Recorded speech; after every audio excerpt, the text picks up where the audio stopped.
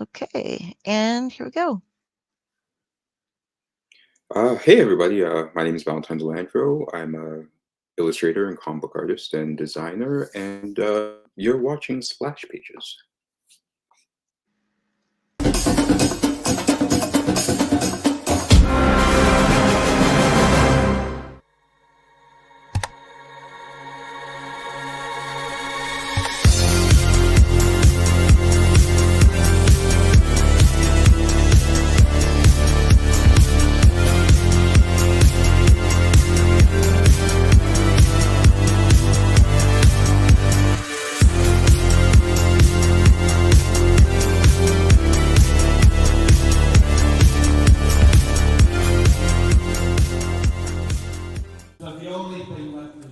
Of course, is the one obvious thing. Hey, stop it!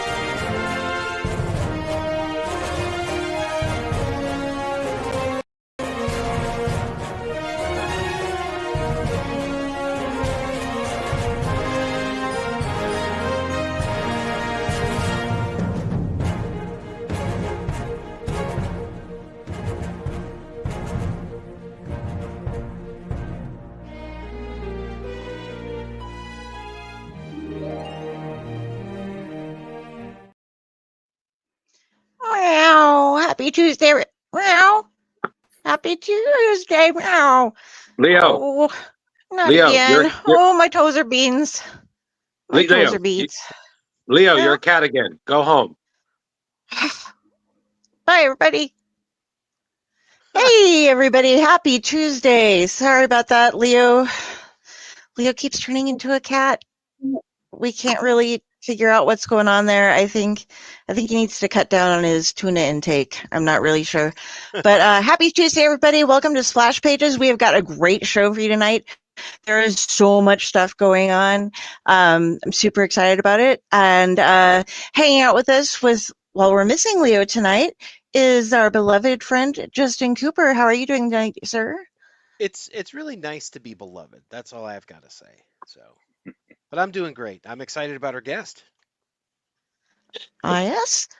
Let's check in with Drew real quick and let him introduce our guest, as well as tell us how he's doing. Oh, hey, Mr. everybody. Drew. Hello, everyone. I'm Drew. I don't know why Leo keeps turning into a cat. He just keeps taking 2 steps forward, taking 2 steps back. So, It's a natural fact. It's true. He comes together because he's just like a cat. Little Family Guy humor for you. You're welcome. Yes. So we have a stellar guest. He has been working in comics quite a while. His credits are X Factor. He's worked for DC, X Factor, Marvel Knights, Fantastic Four, or Four, as they were. He's worked for Marvel. He's worked for DC. He co-created a very great book called Bitch Planet with Kelly Sue DeConnick. I met him years ago. He was super cool. He agreed to come on the show. So still really cool. Everybody, the one, the only, Valentine De Landro.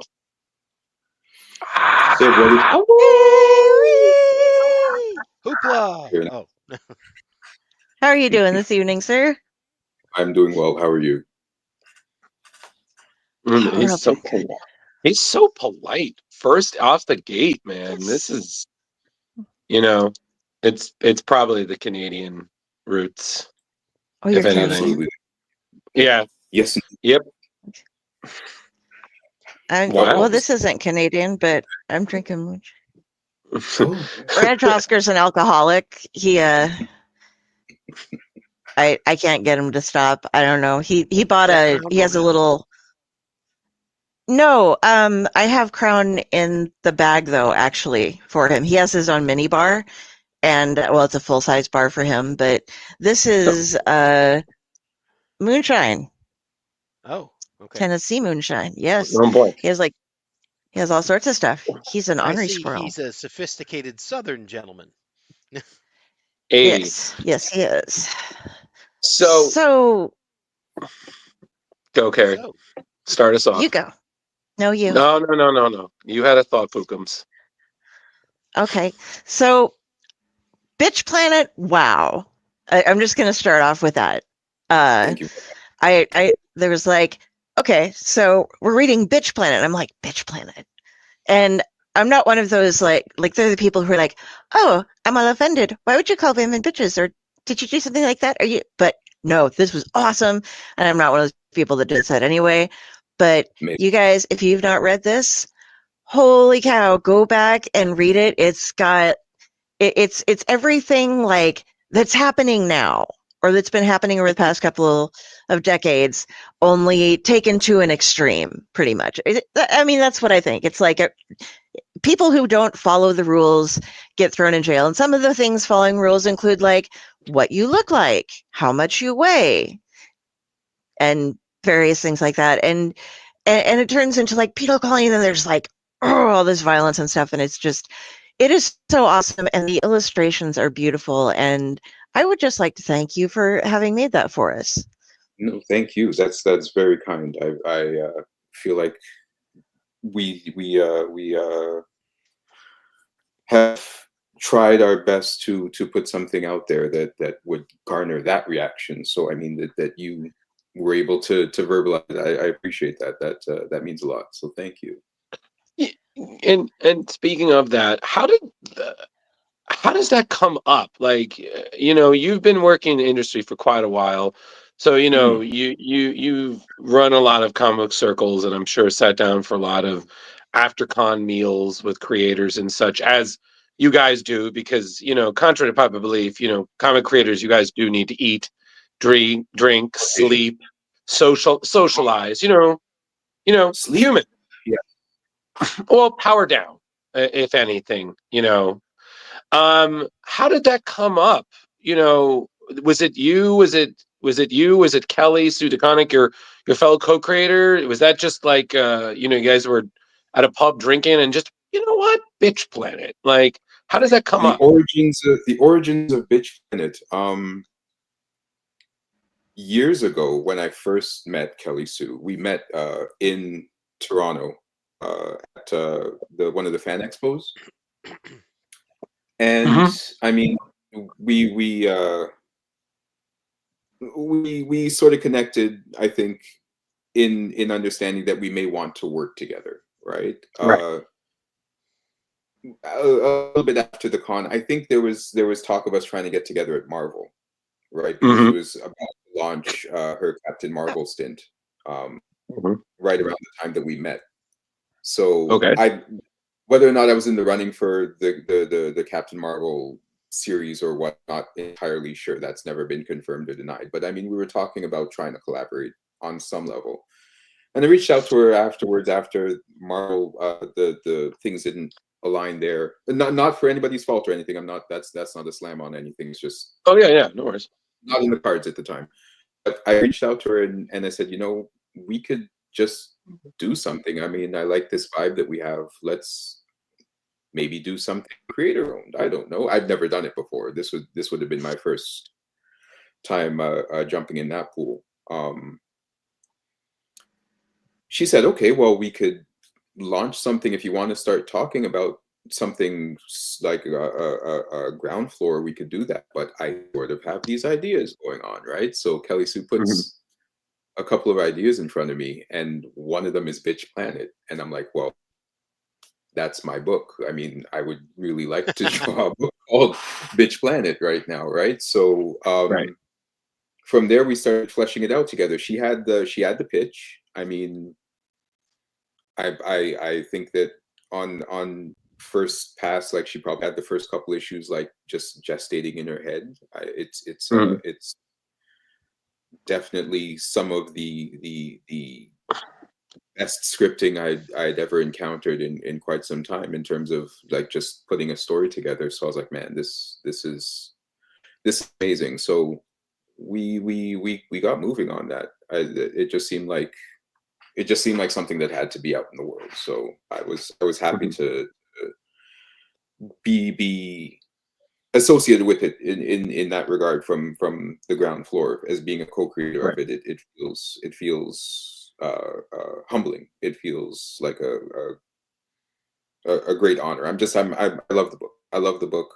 I'm looking forward to getting it back out, which will hopefully happen very, very soon.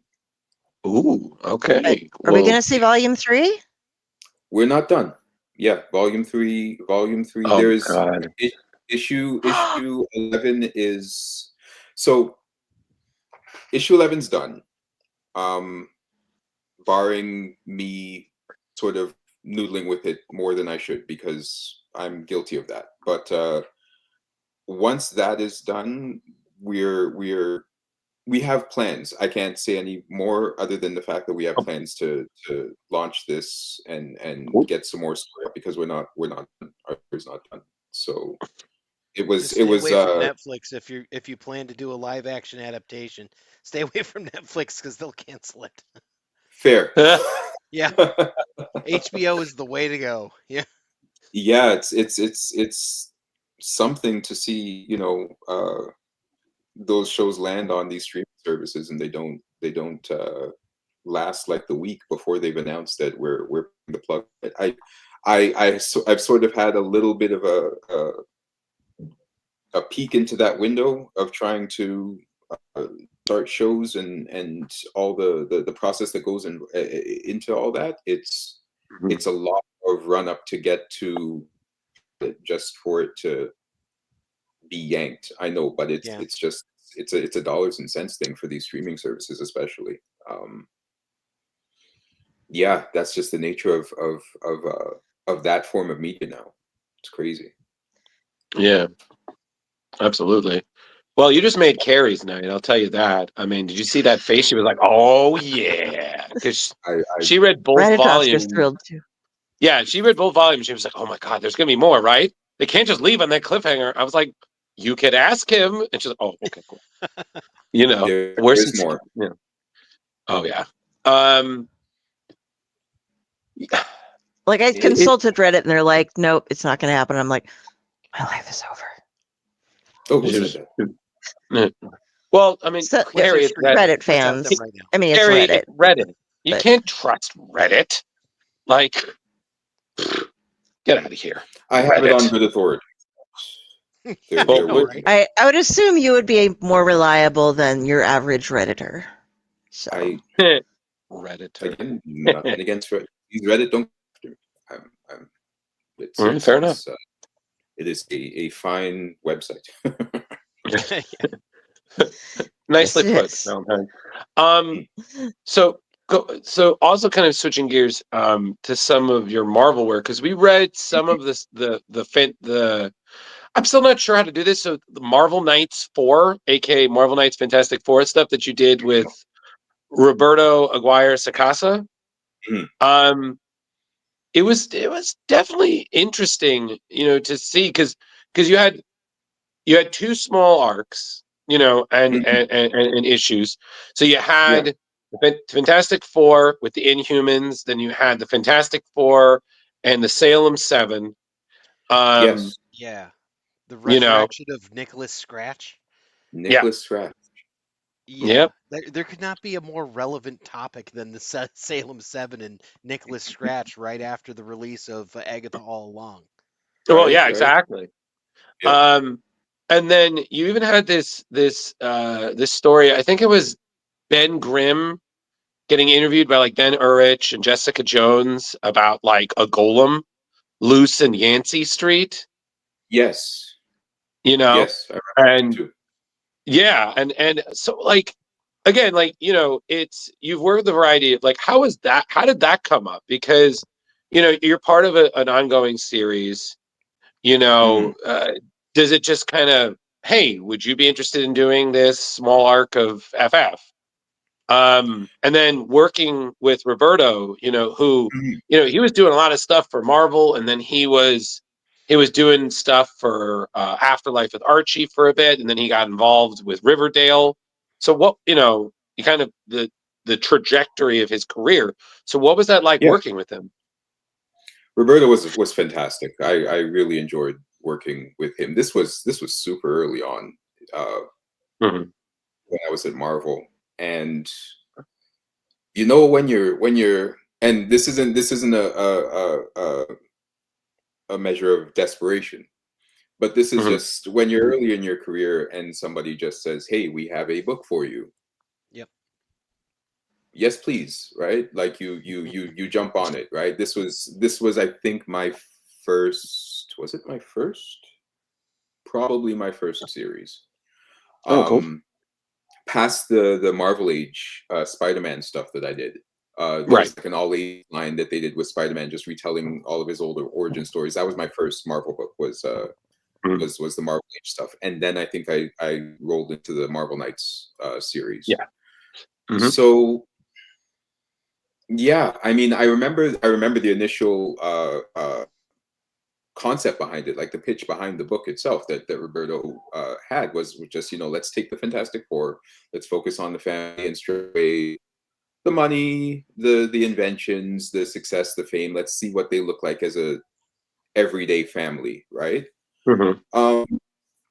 And with that already, I think that there was dissenting opinions in terms of like, why would people not being able to take themselves out of it and just go along for the ride of the pitch? And they're like, well, why would the Fantastic Four be poor? Like Reed would just come up with a patent and like while he's in the shower, and then they'd have money again. So none of this makes sense, right? Like how would they? And then I think they had to write something in where this was all Reed's machination. Like he did actually run the numbers and somehow manipulated the family into becoming broke. So they would have an opportunity to be like a normal family. I think that he was trying to give them a regular life. I think that was right. Sorry if there's spoilers out there. It's fine. It's been out for over 10, 15 years. So by now, it's been a while. Yeah. And it was just one of those things where, that was part of the mandate of the Marvel Knights line, right? Was just to take a character or characters and put them in some sort of different framing that would open up some more unique stories, or just more just different stories, if nothing else, right?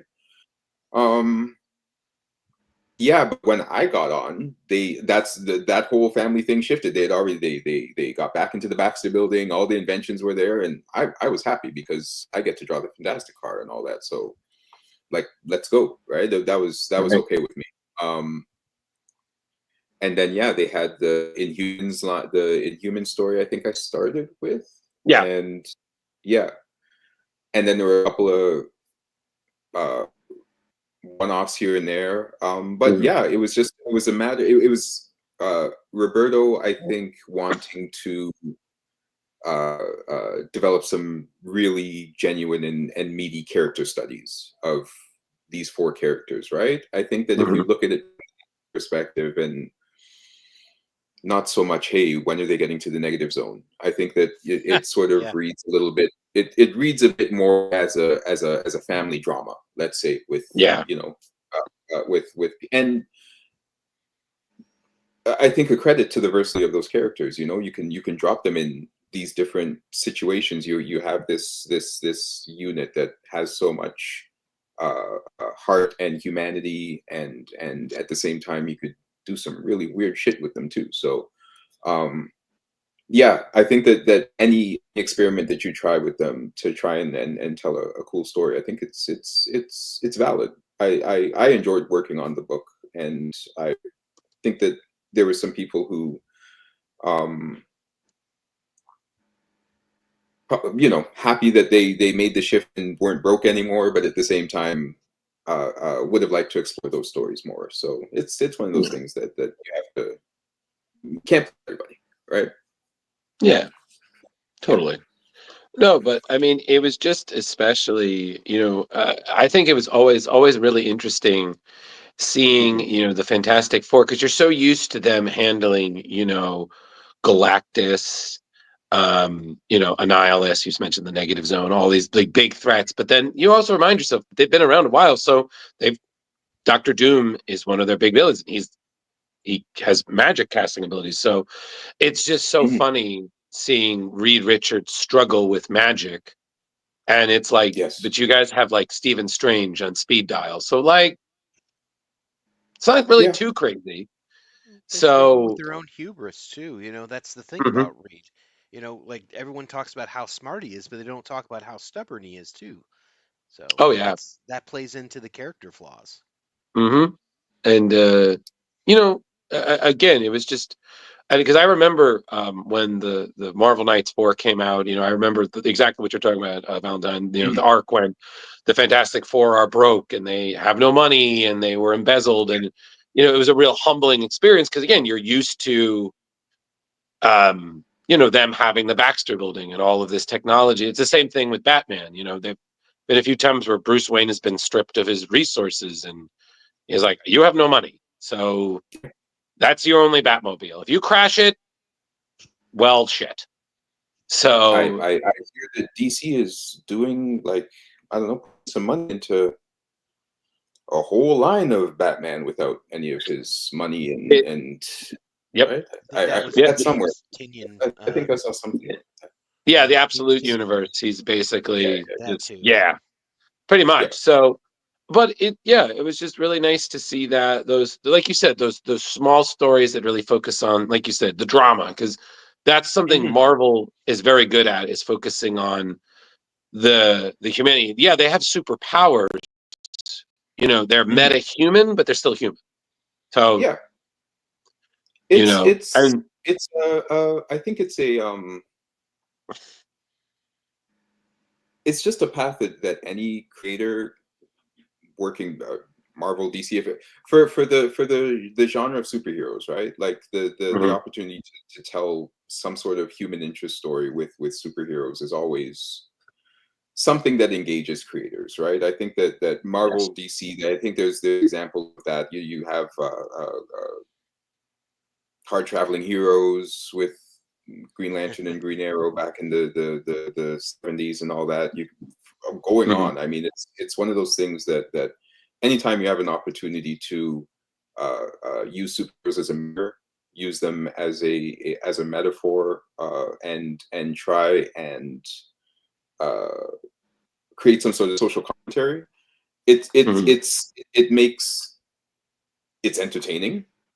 Number one, I think that it's always a way to entertain the audience, that you're showing these heroes in some sort of real world framing, and also gives creators an opportunity to do something different, right? It's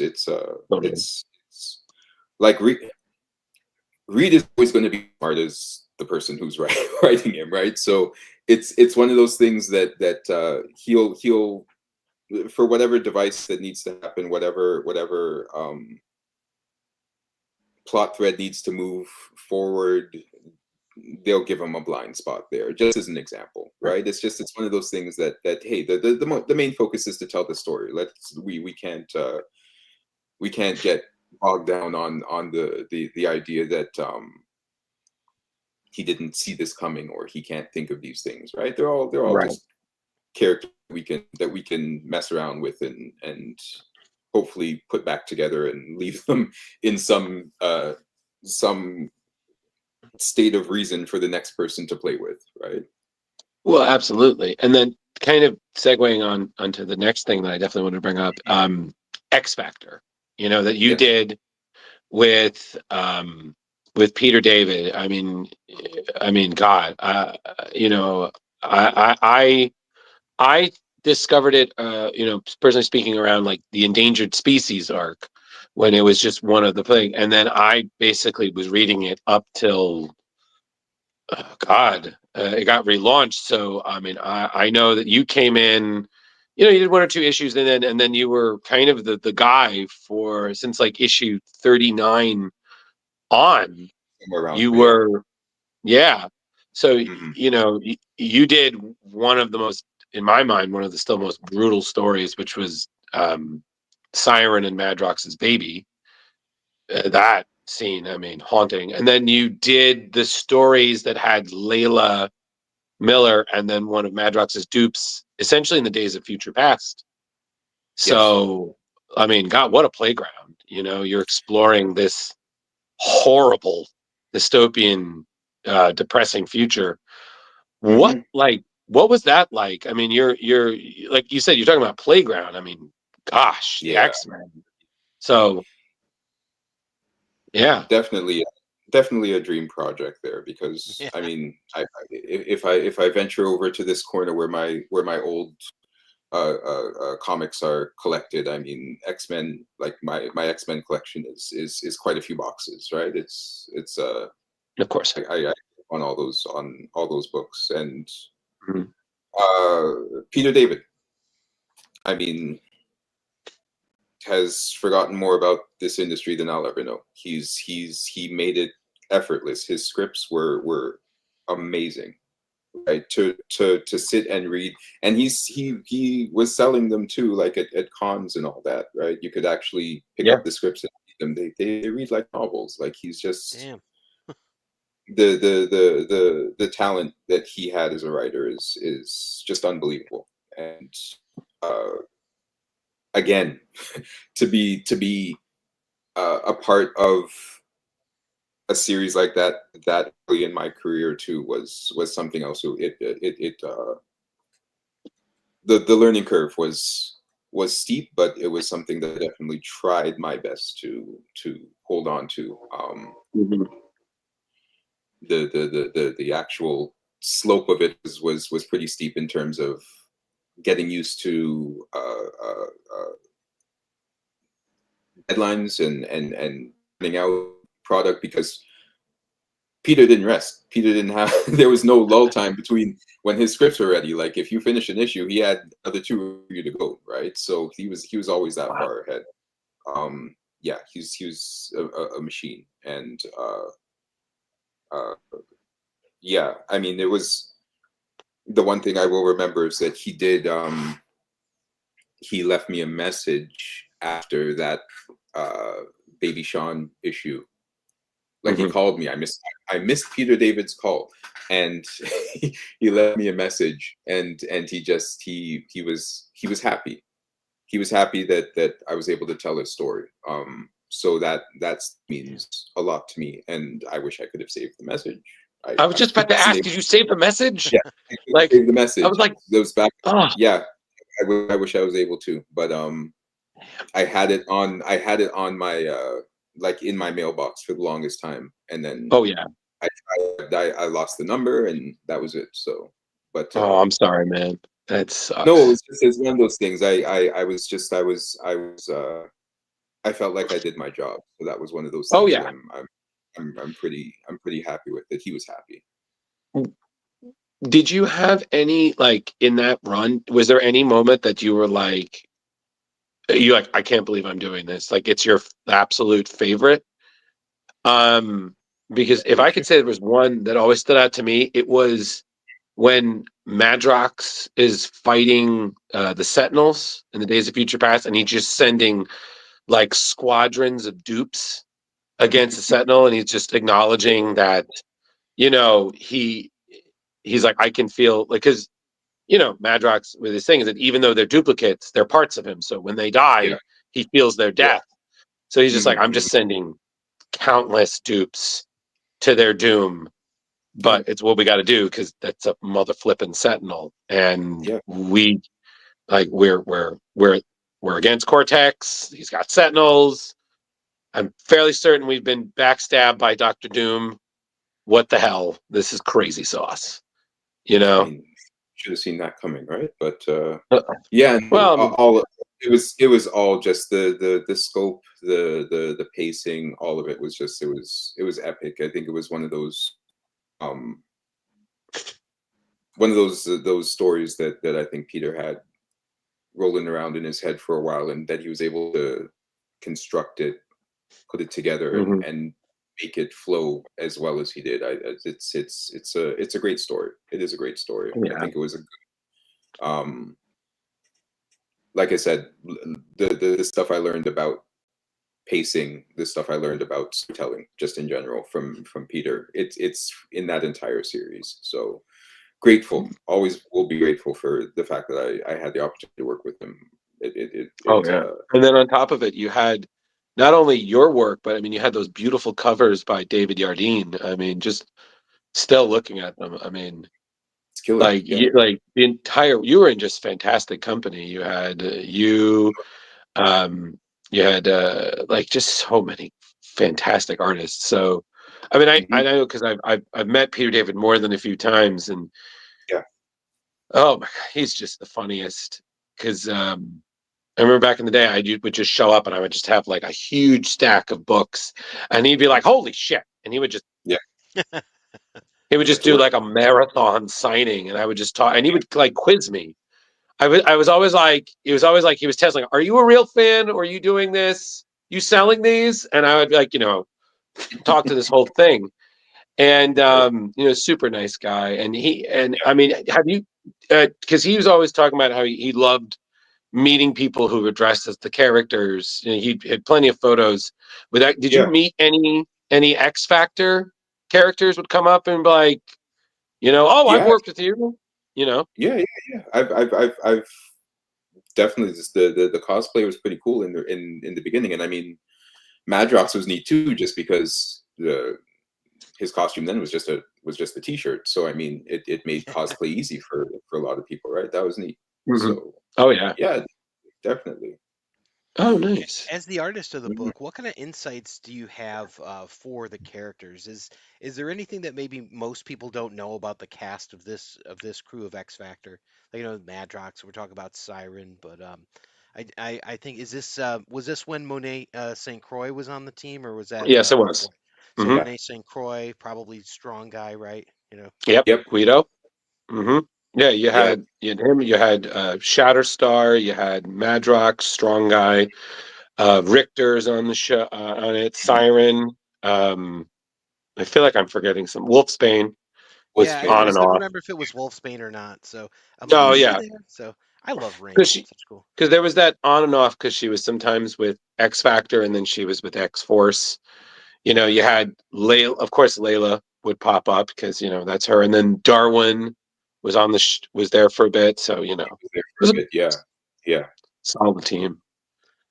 It's Solid.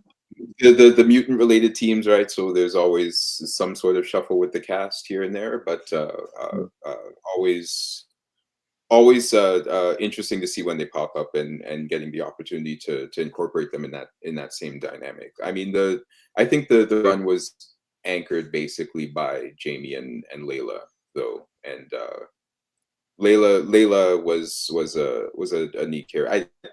I'm not entirely sure what's happening with her right now. I think that there was something going. I'm a little behind on my X-Men You're lore trust me. right now. You're good. You're good here, my 12, man. So We we couldn't keep up either. We tried. We were like, no. I think they're off the island now or something to that effect. And that's the cool thing about X-Men. I'm excited to see because Gail's on there now. Gail Simone is writing a new run now, so I'm probably just jump in when I get a chance to do that. I do enjoy her writing. Yeah, because they have like 3 separate books going, and there's just, again, it's the multiple X-Men teams, and I'm just like, I was like, I just can't keep up anymore. So I'm right there with you. You can always leave and then come back with X-Men. That's a nice thing. Yeah. But is there anything that maybe you started as like a character design that's still around today? In X-Men or X Factor? X-Men or X Factor, maybe something, like somebody's got a scar and it's still there today. I'm not entirely sure. Jamie doesn't have the M anymore, does he? I think that I saw that the mutant tattoo over his eye is gone. That he got when he in one of the arcs. Otherwise, I think Shatterstar. Yeah. I think Shatterstar is sort of held because I eliminated the headgear. I think there was the first art direction I had for redesigning him, I think, was to put him in a suit. Like he was just supposed to be in a white suit, and then he would show up. But I don't think it made for the right visuals tactically. I think there was something off there. So I think we just sort of met with the jacket and had the blades coming out of the sleeves and all that. I don't know if that's held, but I think that was one of the things that may be part of the character. It sort of looked like how he showed up in the movie in the Deadpool 2. Yeah. Yep. So, Shadow Star in a jacket. Maybe I can maybe I could take a claim for that. There you Well, go. he's pretty much better than you at everything that he does, right? That's what his power is. So Pretty much. But I think the last time I saw him, he was still in the Mojo verse, and I was like, okay, so can't escape that. I think he's But one of them, yeah, isn't he? I think Yeah. with Krakoa, a lot of things got blank slated. So I think you're right. A lot of that work, because I think at one point Jamie was dead too. So like I said, with X-Men, you just can't keep up. They die, they come back. They're the Winchesters of the Marvel universe. They'll never dead too long. Man, before And that even Peter was happened, always yeah. Peter was always the greatest with when Jamie when Madrox would die, because he'd be like, really guys, like he's multiple man.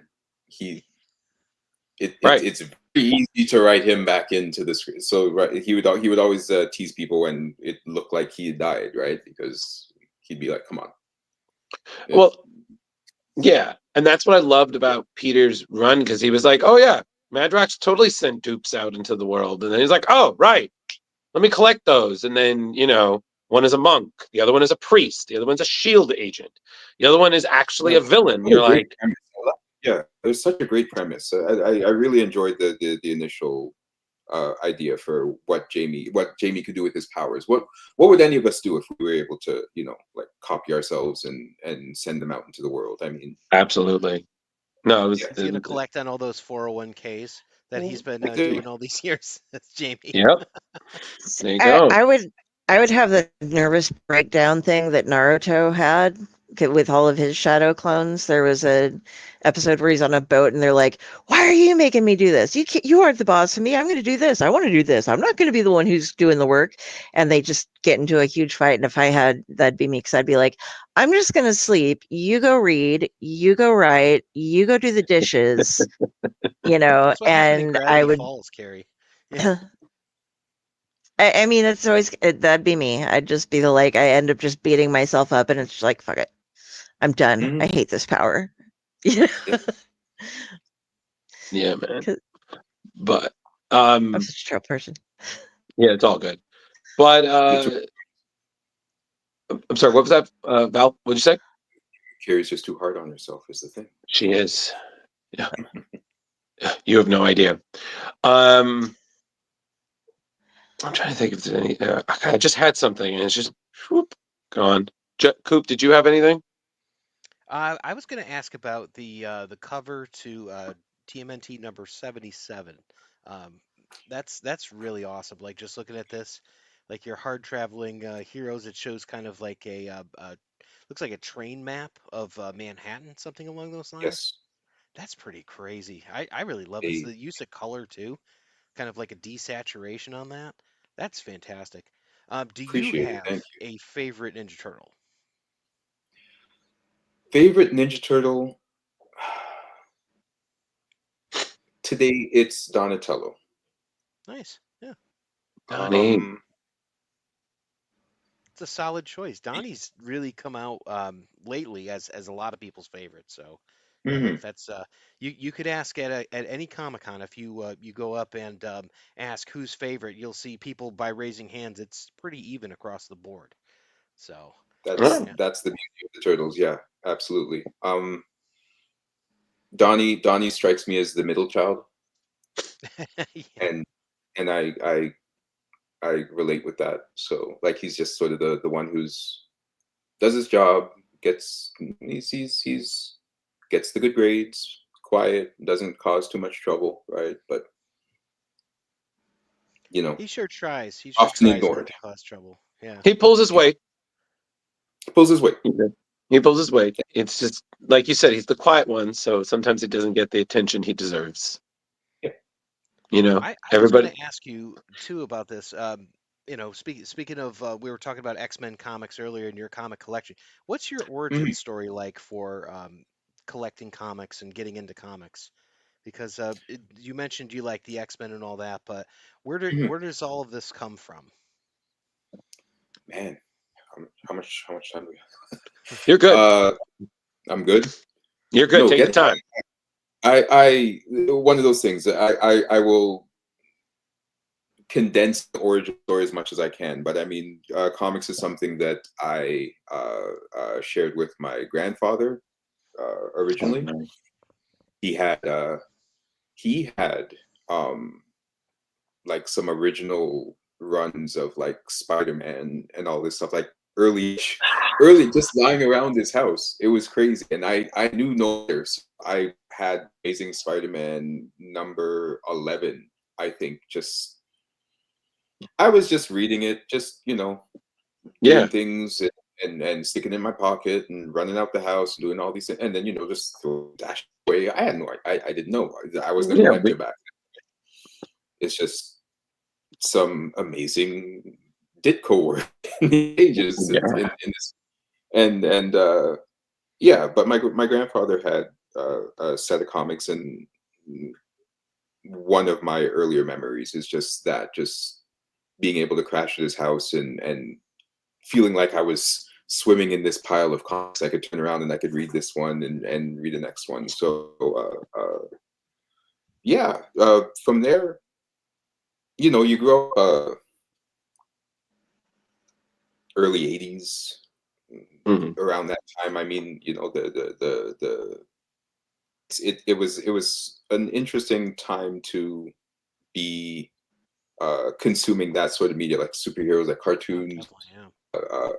Super Friends, all those. The whole Saturday morning cartoon block, that was a thing, right? Like when you sit down and watch cartoons, Mhm. that all seems like the same uh, uh, period or moment for me, right? So that's sort of how I got into all of it. Getting into drawing um, was mainly because my older brother could draw, at least when I was younger. Like he was drawing things, right? And I would ask him to draw him something for me, and he'd say no, because he's an older brother Mhm. and he has to be. So You're asking him to draw you a Spider-Man, right? Like yeah, like Grandpa he'd say no. likes. Yep. He'd say He'd say no. no. Yeah. But he's my older brother, so my older brother's being a dick, right? So it's Yeah. it's one of those things where it's like, fine, I'll learn to draw it myself, and then so I really learned to draw out of spite, Works for me. and yeah, I mean it can be a powerful motivator, I guess.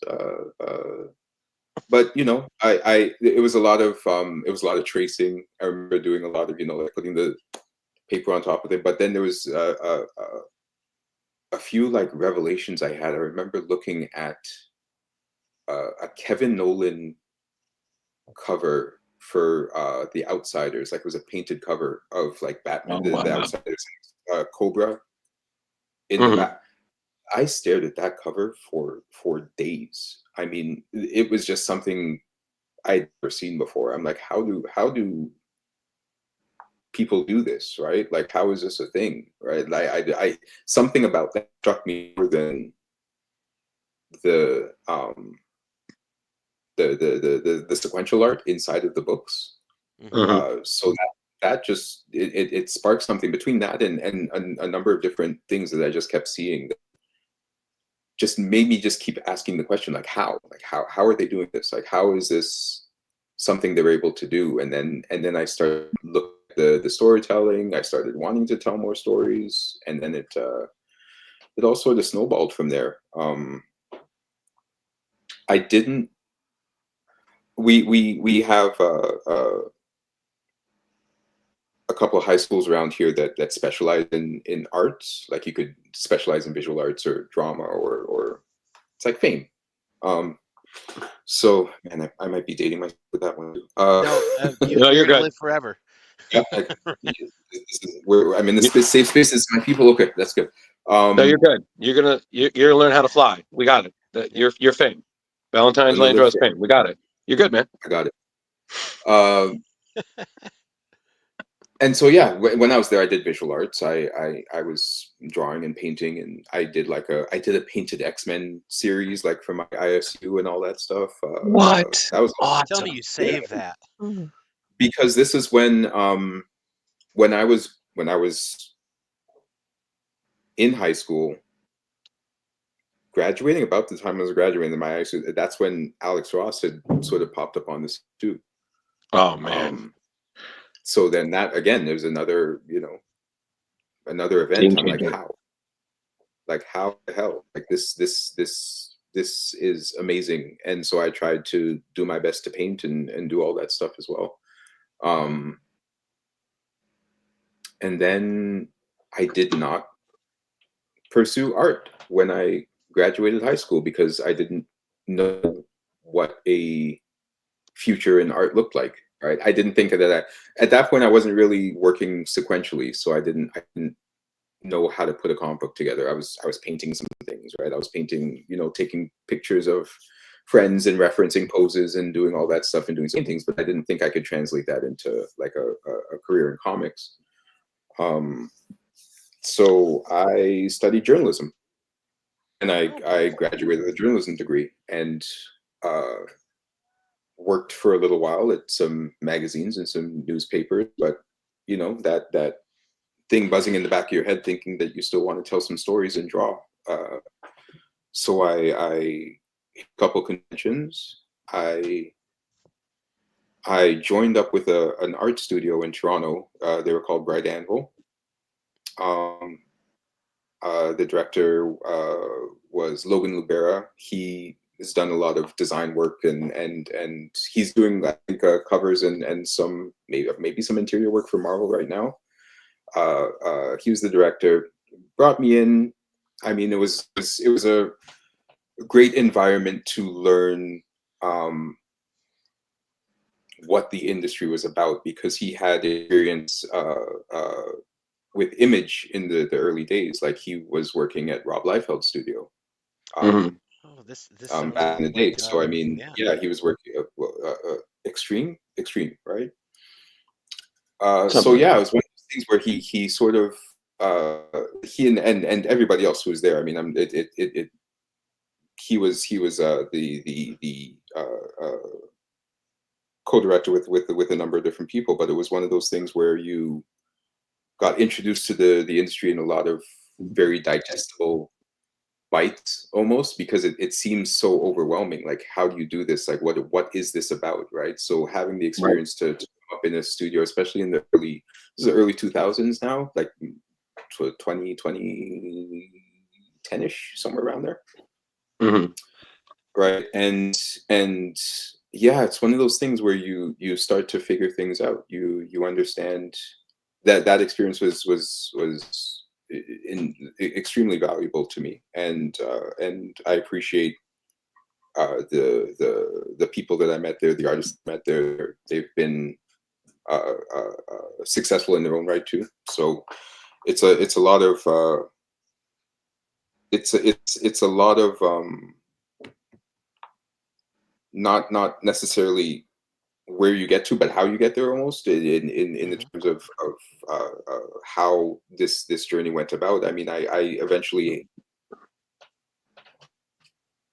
I think, figured some other things out just by making mistakes in the industry as well too. Like, I mean, that's also a very powerful teacher, and I'm still learning from mistakes. So I mean, I don't think you ever stop learning that.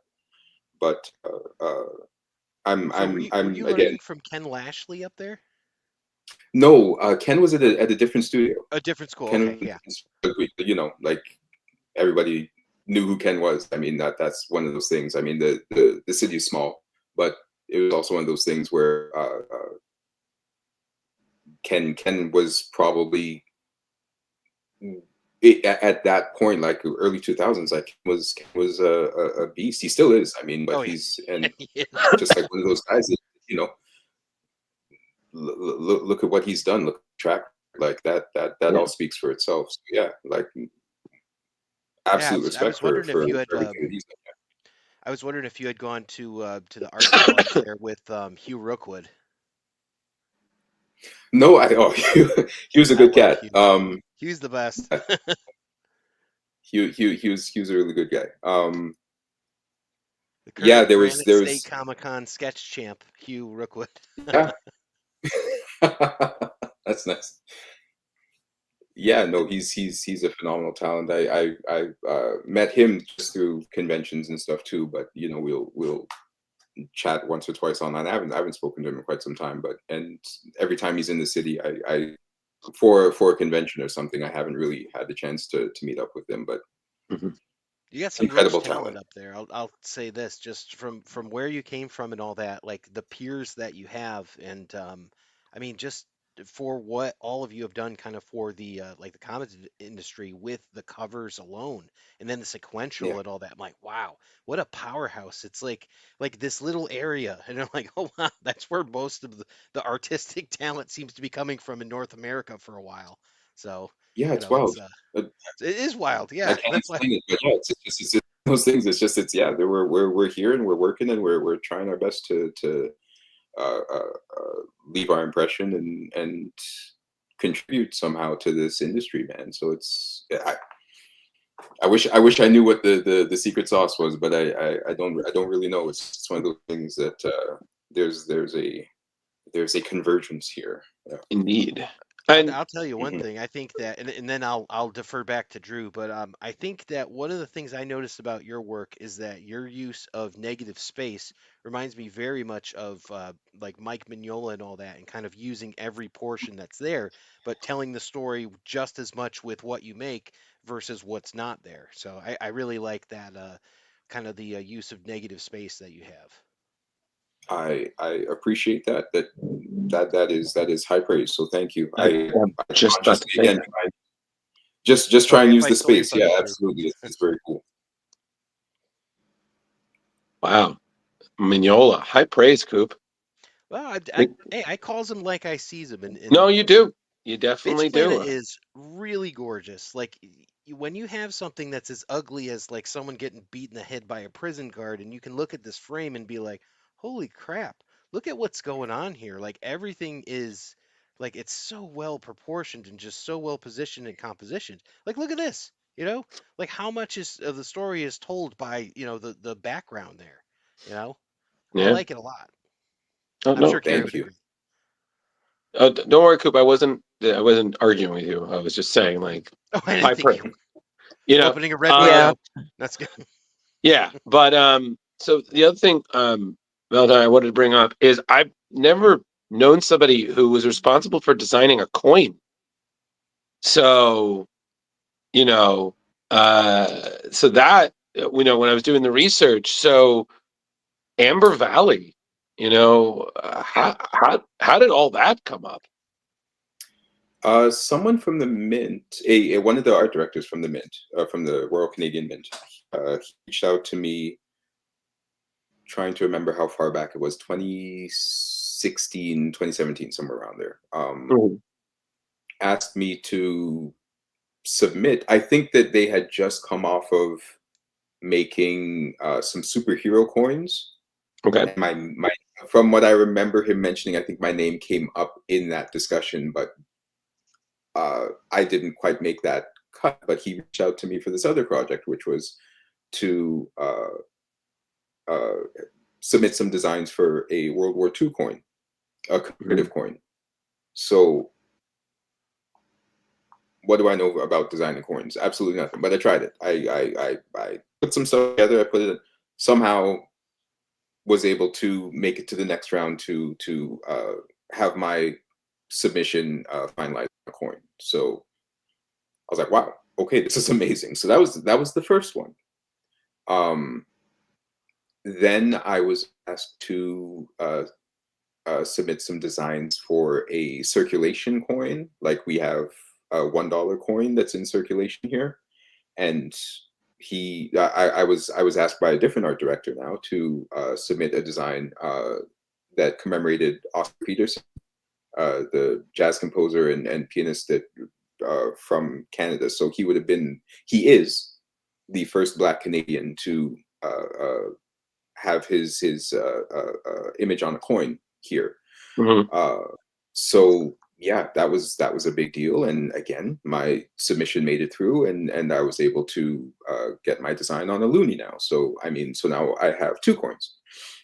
That's so cool. Third coin comes up for to submit for a commemorative coin for Black History Month for this year, right? So that was, I guess I was working on that a couple years back.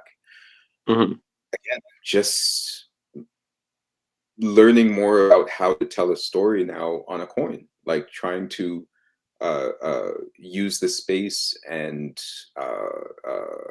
apply a narrative to it. It's a bit tricky, but I enjoy puzzles like that, and it was one of those things where you and plus the subject matter is absolutely fascinating. I mean, if you have a chance to check out some of the videos and some of the articles on this settlement, Amber Valley, that's was one of the early Black settlers that came up from the South and up into Canada to create this community. Completely captivating story. And yeah, I fortunate enough again to have my design land on that coin as well. So that one is also a commemorative one, so it's not in circulation. But again, it was fantastic privilege to be able to provide art for that too. I mean, did you get it's because I looked in the images, I was like, that's a big coin, and I was like, I wonder if you got to keep it. And I'm just imagining you have a den that's kind of like a mini bat cave, and you've got these big coins in the background. No, they didn't let me keep the big ones. No, I've got some. Okay, cool. Because I Scrooge McDuck. I have them upstairs. Yeah, I just imagine you've got them in the frame, and you're giving the tour of the place to newcomers. Like, oh, and here are my, my commemorative coins. Yes. Oh, that's the first one, the second one. Oh, there's the third one. Me, oh my, just racking up them points. I'm just like, well, hell with my picture frames. Man makes his own his own personal coin. Like he's literally making the money. I understand why Batman has the big one in the Batcave. I get the why you'd be compelled to just put a giant coin in a room. So I get it. Oh yeah, no, I mean, if you did, I would have been like, that would be the coolest bragging right. Also, that would be really hard for anybody to take, because you would completely notice someone sneaking away with a giant silver dollar. But you never know. If they can get they're welcome to have it. I mean, yeah, right. If they can get out the house, sure, why not? That's right.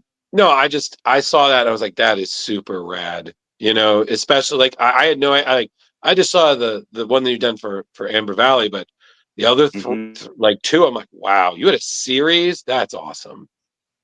Again, extremely fortunate to have the opportunity to work with the Mint in that capacity and have those designs make it through. I mean, I was able to be for the launch of 2 of them, for the Oscar Peterson one, and the Amber Valley one. That was great. I mean, it's all.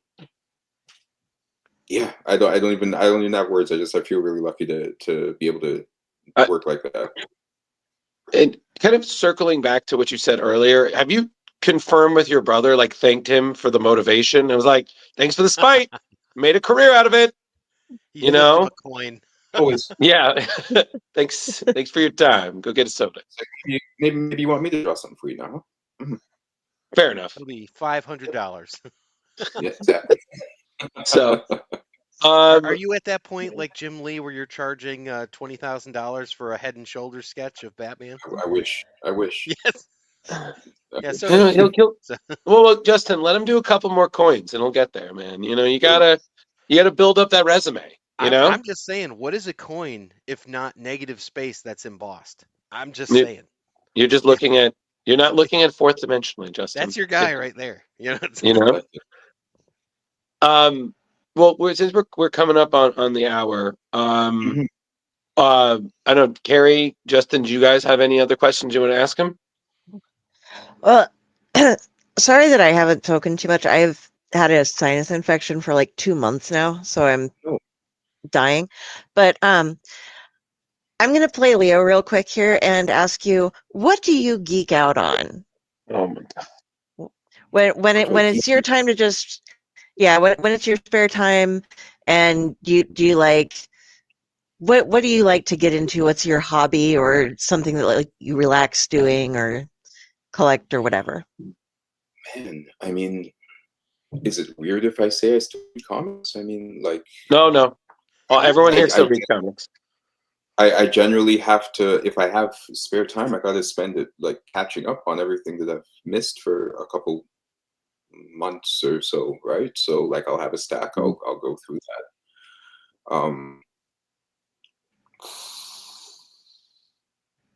Is it also weird to say No. like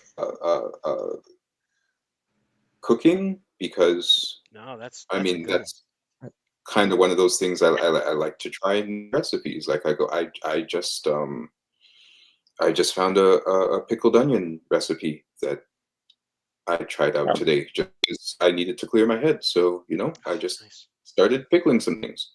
Red onions. Yeah, it's fantastic. I mean, I found Mm. it was just the onions, a few beets, like just like a half a. You stick that in there with some cardamom, some peppercorns, bay Yeah, I figured leaves. peppercorn. Yep. Yeah, Ooh. Yeah, that's a some solid vinegar one and right a little there. bit and some sugar. Yeah, man, it's solid. I may eat that whole jar by myself. I Oh, love there you go. beets. Look, but yeah. Apparently, your dinner parties, the dinner parties at the DeLandros, must be quite a hit. You know, if I you're mean, laying down this kind of quality food, I'm in. You must be a hell of a host. So, I do enjoy hosting. I like making food. I don't know what it is. It's just no, it's fun. one of those things. Yeah, yeah. You do you, man. You know, whatever you need to do. Put on that music and bake. Yeah. You know, Cooking bake, is fun. cook, whatever. My wife is the baker, so I try not to get into her arena too much because sometimes I'm a bit better at it. So, You're right. Yeah, no, totally. That's your right? artistic tendency because cooking itself is an art. So, Yeah. you're painting with flavor, you're painting with texture, you're painting with those different things. Mm-hmm. And I kind of I like way because I like like doing the same I'll thing. see her. There you go, right? It's like I'll see her do something, and I'm like, you sure you want to add that, right? But Hey, honey, you gonna use a you gotta mandolin on that? No, I right, wasn't planning on it. Well, you know how Ooh. slim you can get the So, cuts with a mandolin, right? right. I think I'll do this. what I'm hearing is that you try not to do what I guess like backseat chefing. Don't want Like, to do that. you don't want to do that. No, definitely.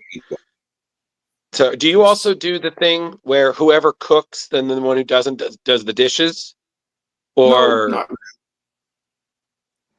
because because I don't trust anybody else to pack the dishwasher and all those things, so I tend to do that. I Like, like this man. I like this oh man man, more than when we started because what he says makes so much logical sense to me. You're right. listen, You're correct. I'm just admiring him because he has a dishwasher. Because in my place, we're still doing it by hand. So, I, you know, and I'm just like, I was like, all right, let me just get this done because then I don't have to wake up the next morning and do it myself. Also true. So I'm just like, listen, cast iron can't go in the dishwasher, so I rather cast iron has to be handled very carefully as well. So I'll yeah, take care of that. absolutely. Well, yeah, see, you know what, Justin, seconded. Now I'm like, You we season that. thought of You you as season just an that pan. artist. Yeah. Now we know you are a reader, a chef, A a journalist. silent critic in the distance. Just I There you wouldn't What was that? What was that? No, that was the wind. You're doing great, babe. You know, it's gonna taste delicious. I would have just a little salt, though. No, no, no. Naughty wind. That naughty wind. Yeah. Yeah, hell yeah. Well, oh, Wasn't me. It was man. Madrox. Yeah.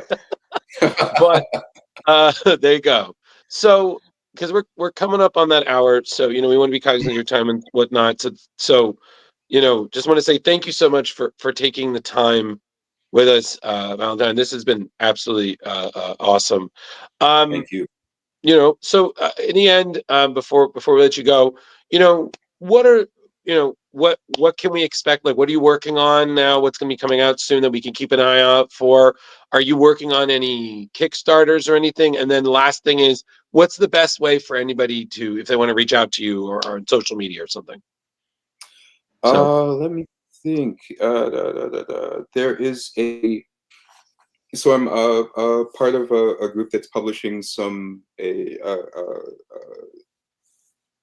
civic study comic books called Good Trouble Comics. okay. If you can go goodtroublepro.com, I think is the website address. Mhm. We have a few books out. There's one called Register. Register deals with showing teens. These are books that were commissioned by the New York Department of Education. We had these books released in the schools for kids to start understanding history, voting rights, how to register to vote, things like that. So a lot of hopefully an entertaining story, but I mean trying to entertain and teach, teach, something like that. One of those words is the mandate behind those books. So I was lucky enough to draw 2 issues of Register. It's going to continue for maybe another few issues. We also republish them and release them under the Good Trouble Comics banner as well. So they are available to order. You can probably find the code in one of the issues of Diamond. I think that anyway, it is a book that's available for release and available for purchase. We'll hopefully have some issues and a portal to sell the books through our website soon. So that's one thing. We're hopefully trying to do some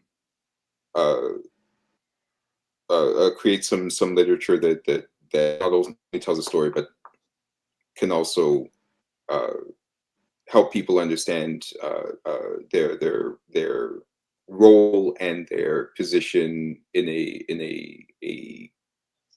sort of civic framing, right? It's It's dry material, so I mean, civics always was dry, so yeah, oh, what's a filibuster? Well, that's when right, someone won't shut up. It's like yeah. That's when Kari shows up and yeah. It's true. Thanks, Kari. when she's not sick. Oh, I hope you feel better. Thank you. Sounds like a long time to deal with that. Yeah, they had me on roids for a while, so there's that. But Have you tried pickled beets? I do enjoy pickled beets, There and you now go. I might have to try some pickled beets. Mm-hmm. I got some golden beets in the fridge that I'm going to be pickling. So There you There go. you go. There you go. And then what's the social media? What's the best way that anybody wants to follow your work, interact with you?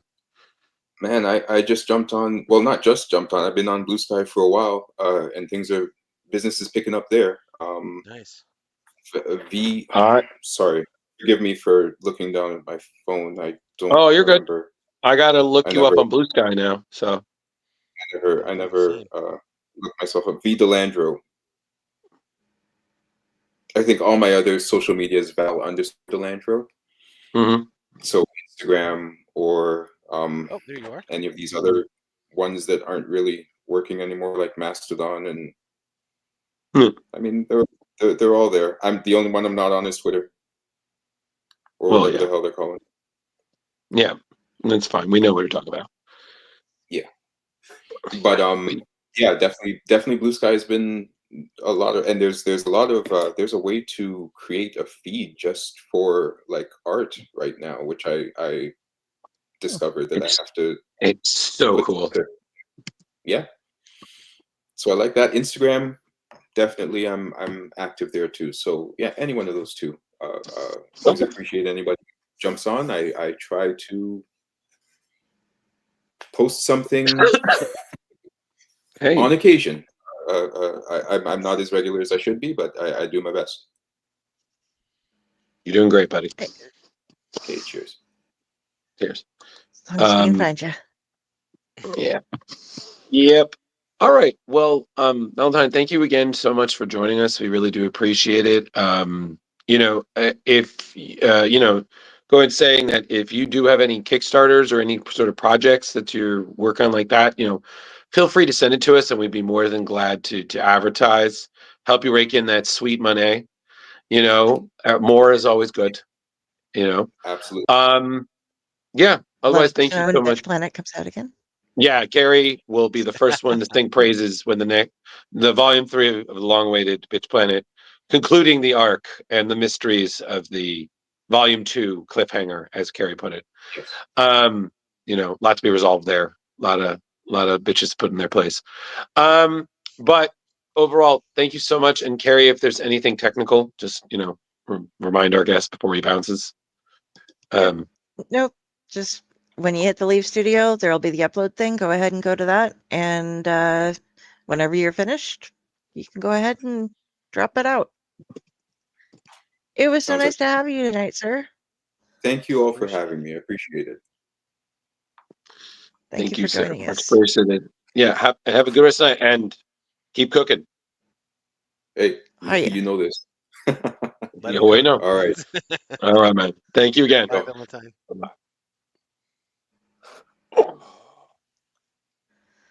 Stretch it out, Drew. Stretch it out. I'm stretching.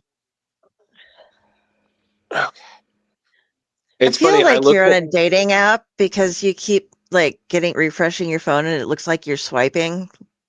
who, me or Like me? you. Yeah. Oh, At the very beginning, like you were doing it a lot. And it was just like, nope, nope, nope, nope. It's always pictures of us, though.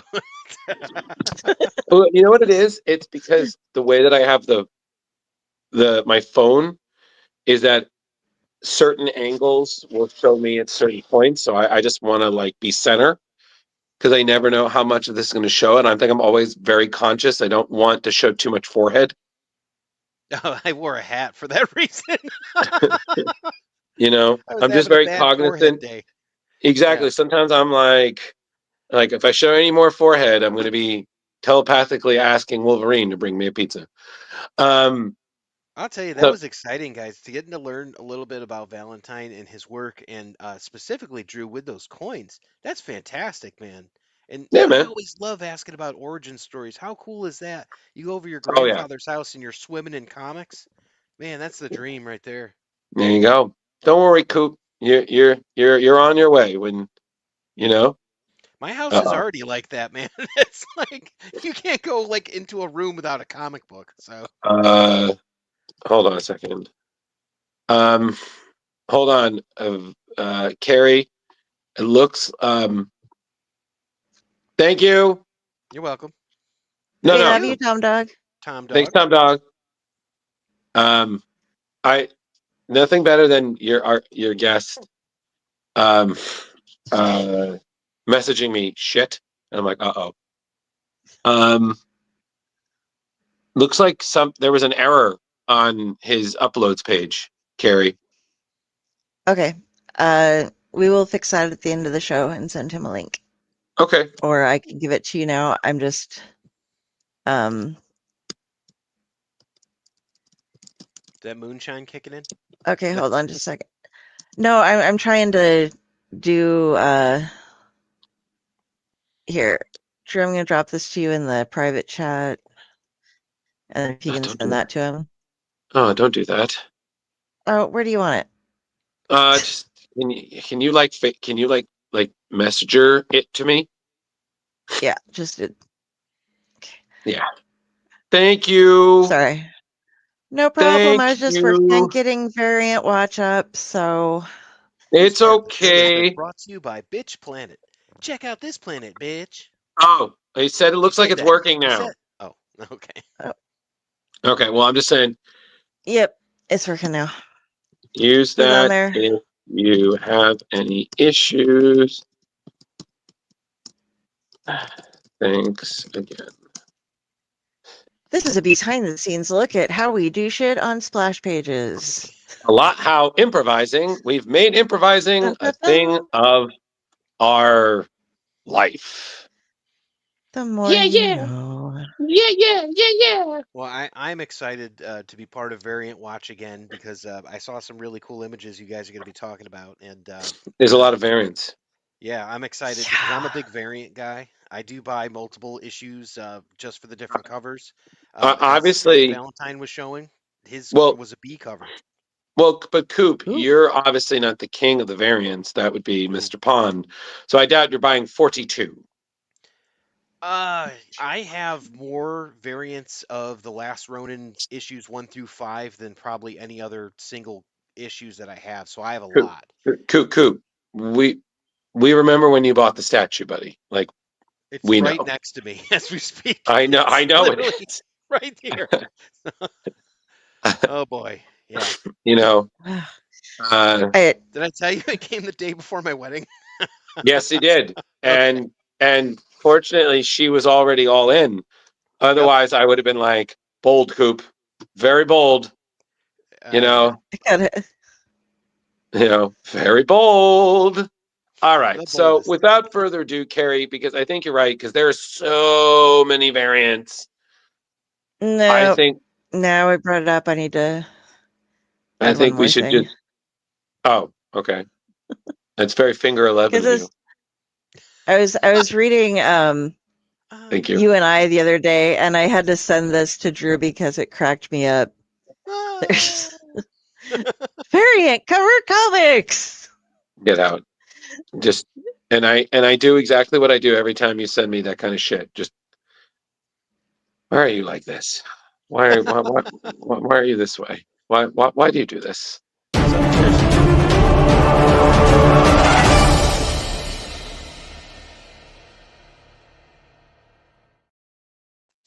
Hi everyone. Welcome back to Variant Watch. Here we go. That's how Eeyore if he was doing Variant Watch. Oh. I know. Hello, comic book nerds.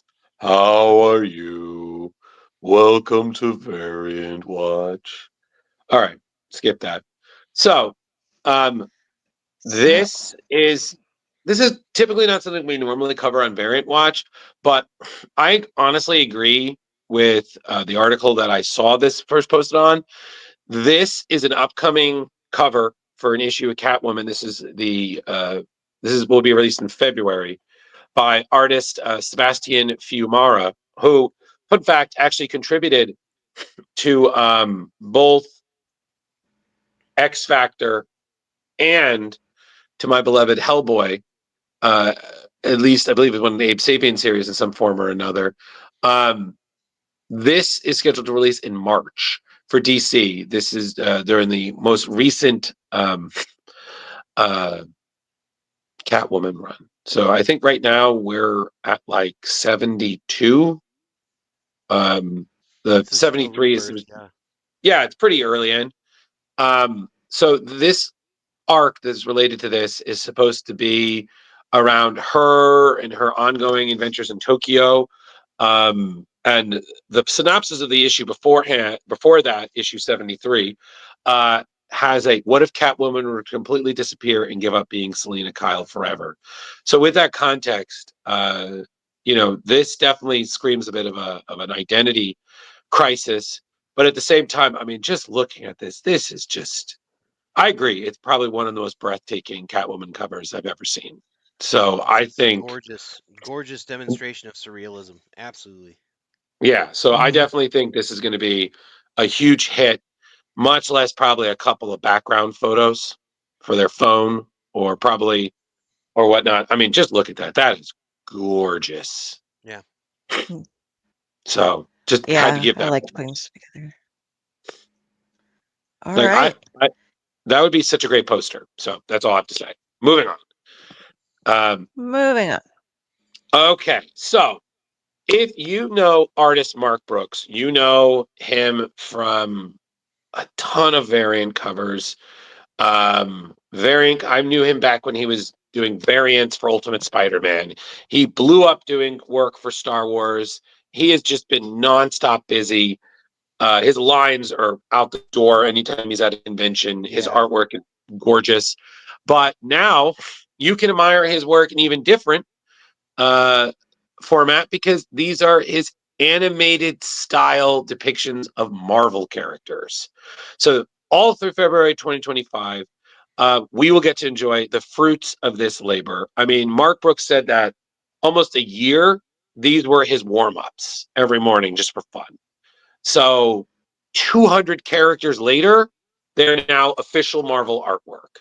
So this is just the beginning, folks. So So cool. look at all of these. So you have a slew of titles, you have 26 covers. I mean, these are 26 of them, and yeah, some of them have 2, 3 of art, but this is just the beginning. So check it out. I mean, look at these. These are gorgeous.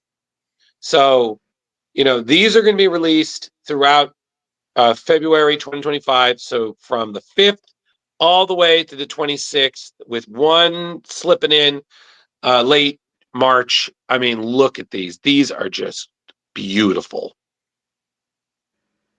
So That reminded me of Baron Harkonnen so badly. I know. Have to call Drew. I'm like, dude. Yeah. But I mean, guys, look at these. These are just gorgeous. Yeah. So I can't really pick a favorite, but they're just so beautifully, iconic, but also simple. Like, I was like, Mark, are you working on like season 2 of X-Men 97? Because damn, you know? So I'm sure, Coop, you're seeing a couple of classic X-Men. You're like, oh, hey, nice. Yeah, I saw there was some of these I ran across and I really liked them and I like the pairings too. It's kind of interesting. Like Chamber and Warpath. Like what? Yeah. It's kind of crazy. But I mean, I'm pretty simple when it comes to my X-Men. I like Rogue and Gambit and I like the Wolverine and Nightcrawler. Those are kind of my go-tos. Yeah. No, absolutely. So, yeah. So these are all those covers. Again, Avengers, Phoenix, Scarlet Witch, Uncanny X-Men, Cable, Love and Chrome, Deadpool, Immortal Thor, Magic, Psylocke, Exceptional X-Men, Incredible Hulk, Lord Kenny Wolverine, Lots. Mystique, Nyx, Storm, Weapon X-Men, X-Factor, X-Force, Captain America and Volstagg, Iron Man, Sabretooth, West Coast Avengers, X-Men, and even the Infinity Watch. Yeah. All these will have some form or another of a animated Marvel Brooks, Mark Brooks. So if you like something you see like Coop did, why not? Ask your local LCS to book it at a time and just enjoy, man. Mhm. All right. Ready for next up? Yes, ma'am. All right. Here Oh, you go. yeah. Check this Beautiful. out. Titan Comics and Heroic Signatures are launching a 4-issue Solomon Kane miniseries by creator Patrick Zurcher. So this one is called Solomon Kane, the Serpent Ring. So the first issue is slated to drop March 2025. Will have a cover by Hellboy creator, writer, artist Mike Mignola, who actually drew Solomon Kane for some of the previous series that you saw published by Marvel. So, I mean, look at that. I mean, that's just classic Mignola. That's That just, exciting. That is right? exciting, actually. Yeah. So, and Solomon Kane being one of the older era comics, similar to like Conan the Barbarian and such. The fact that he's still getting his stories published is great. I mean, if you very much enjoy the occult and whatnot, I mean, Solomon Kane, I mean, Kari, I'm kind of surprised you're not reading these because feel like this is right up your alley, you know? Well, she will in March 2025. So There you go. So, and There. if you want to know a little bit more about him, currently, Solomon Kane is making an appearance in Titan Comics' miniseries Conan the Barbarian: Battle of the Black Stone. But you know, if you feel like you want to get a little more, I'm sure you could look up early Conan story. Conan, yes, you could. But also the same thing with Solomon Kane. And if I'm correct, Coop, there was a movie once. yes, I never saw it. featuring what's his name? James Purefoy. Yeah. So I don't know if it was good. It looked okay, but you never know. It was like Van Helsing light. So Yeah. Okay. Solomon Kane's more no nonsense and less fun. So it's one of those things where it's like you expect some bad stuff to go down, but I mean he's kind of like a Puritan. So it's he's not like as much fun as some of the other characters, but he's a badass, you know. There you go. And the you know Coop crazy stuff's approved, gonna everyone. happen. I would, yeah. All right. So that's that. So March 2025. If you like what you saw, definitely talk to your local SES. All right. And now, And last on Variant Watch. yep,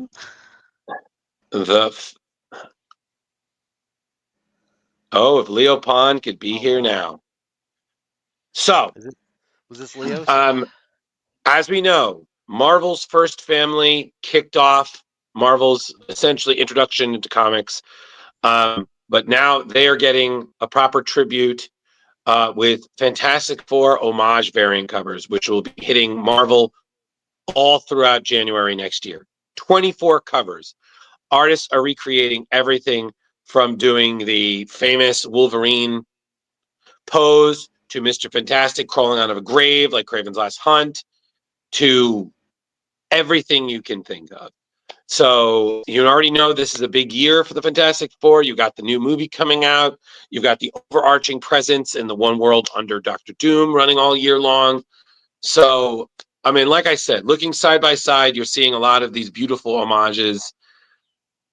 There's literally something for everybody. So, Coop, Oh, wow. Yeah. if you see something you like, make note, please. I'm looking at a lot of that. Looks like Nick Bradshaw art. Fantastic stuff. Look at this. No pun Yeah, intended. no, these are great. Oh, yeah, that's true too. Yeah. So, I just couldn't believe. I just felt. I got to be honest with you. I felt so bad assigning all these to Kari. I'm like, I gave her a warning. I was like, there are a lot of variants. She's like, oh wow. There were 50. wow. Jay Lee right there. Yep. A little bit. But Boo. Oh, that's no one likes Kirby. So, oh yeah, look at that X Factor cover. wow. I'm like an old man fashioning a canoe out of a log. What else? Who else is there? Well, there's 24 of them. And it's like, There you go. yeah, Okay. great. Actually, there's only Well- 22 that were released to this point. So It's fine. those are the 20. I'm sure and that's obviously an homage to the Jim Lee classic issue Yeah, 1 the last X-Men. one will be a Jim Lee retread. Yeah. Yep. Still cool, but yeah. All right. So that's essentially it for Variant Watch. A lot to look forward to for next year.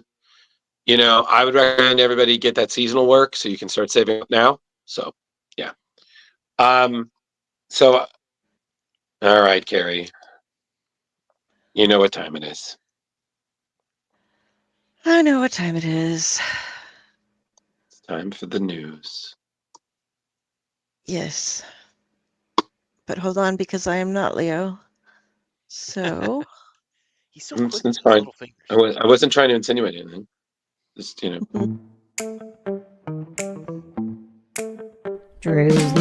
Drew's News. Exciting tales, fresh comic views, in the pages, heroes fly, villains plot, under the sky. From Gotham's dark to Metropolis views, we cover stories old and new.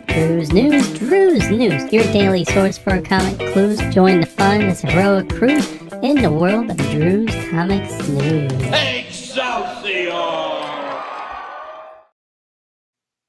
woo! the news. It is here. The news, All right. everybody. Let's start with the news. We got a lot to cover.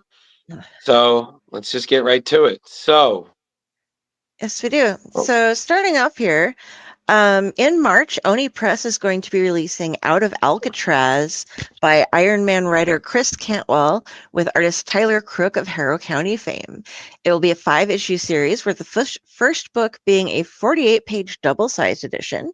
The storyline follows Frank Morris and Clarence Anglin in a cerebral and brutal imagining on Cantwell's part of what might have been.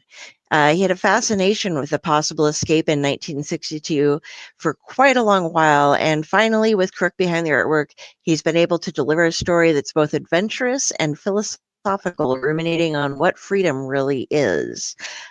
He considers this project to be a highlight of his career, and Crook is also enamored with the project and being able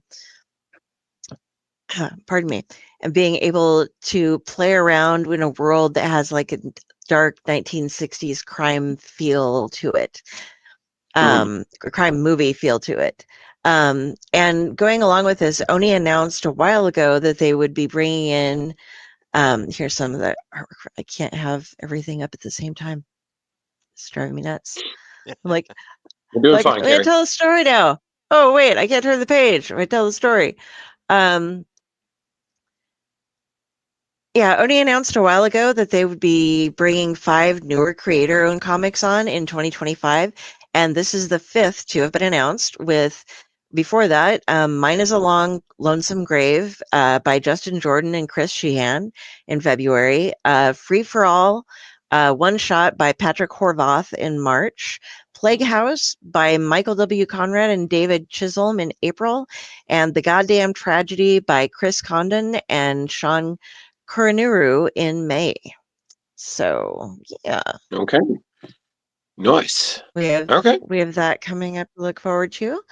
Tyler mentioned it on his show the other night. It looks pretty darn good. I'm excited. That's awesome. Yeah.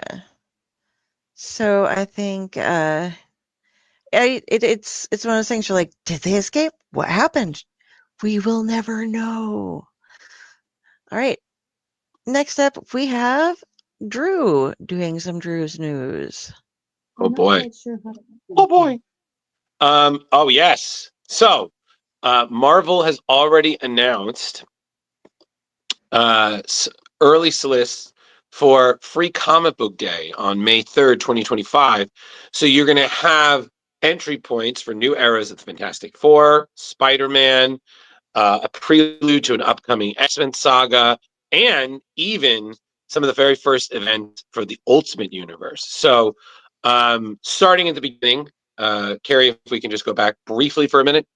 Thank you. You have the Free Comic Book Day, Fantastic Four, Giant Size X-Men. You have Ryan North, Colin Kelly, Jackson Landig, Chip Zdarsky with Humberto Ramos, Edgar Delgado, Chip Zdarsky, and Ivan Coelho. So you have a story where the Fantastic Four respond to an interdimensional summons. So a most unusual thing. And then for all new, all different X-Men, there is an extra mutant in attendance. Who is it? And of course, something surprising from Chip Zdarsky. Who knew?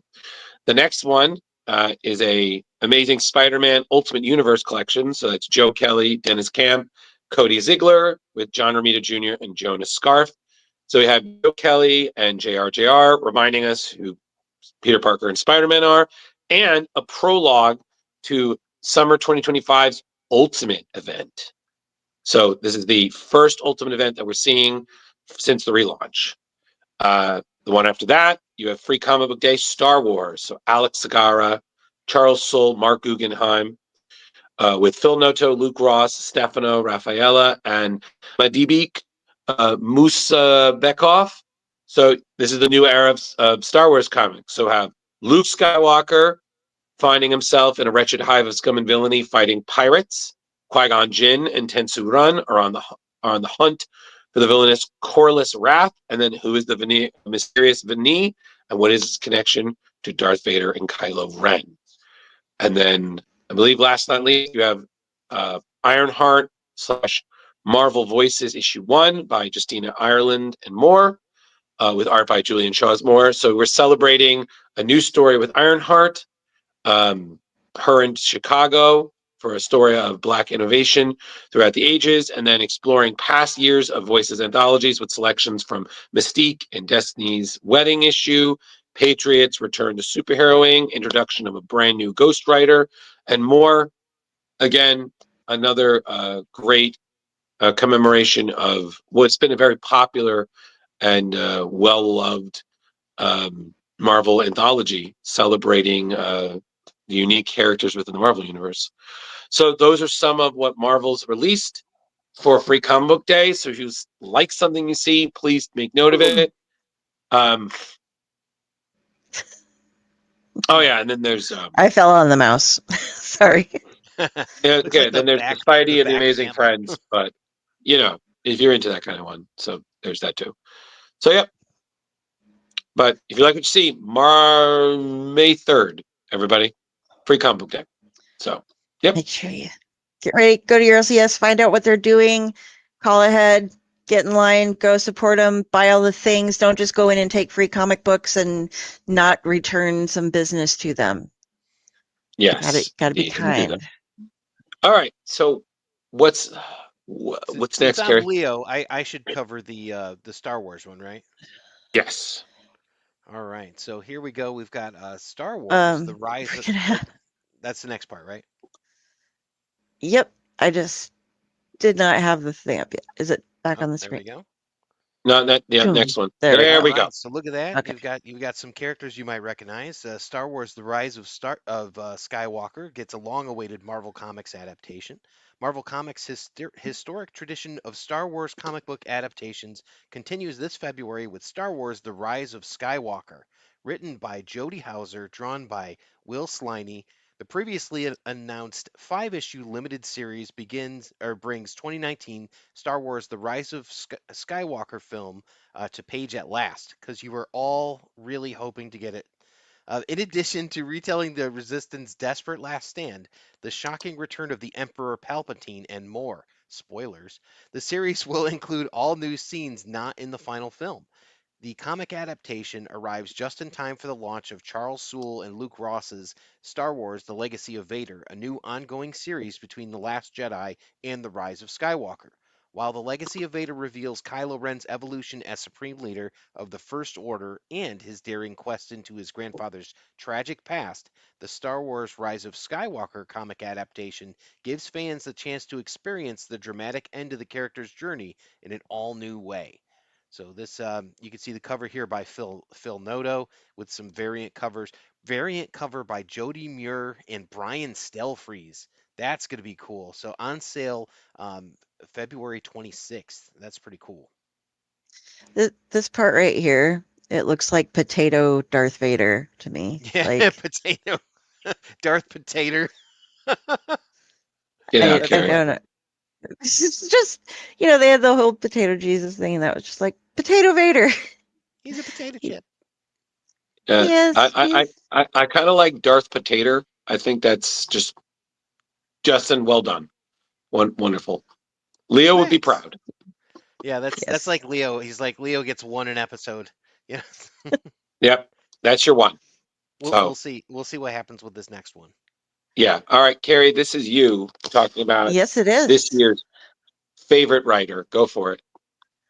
All right. So, and there's more to this than you were expecting, because I found a whole other story too.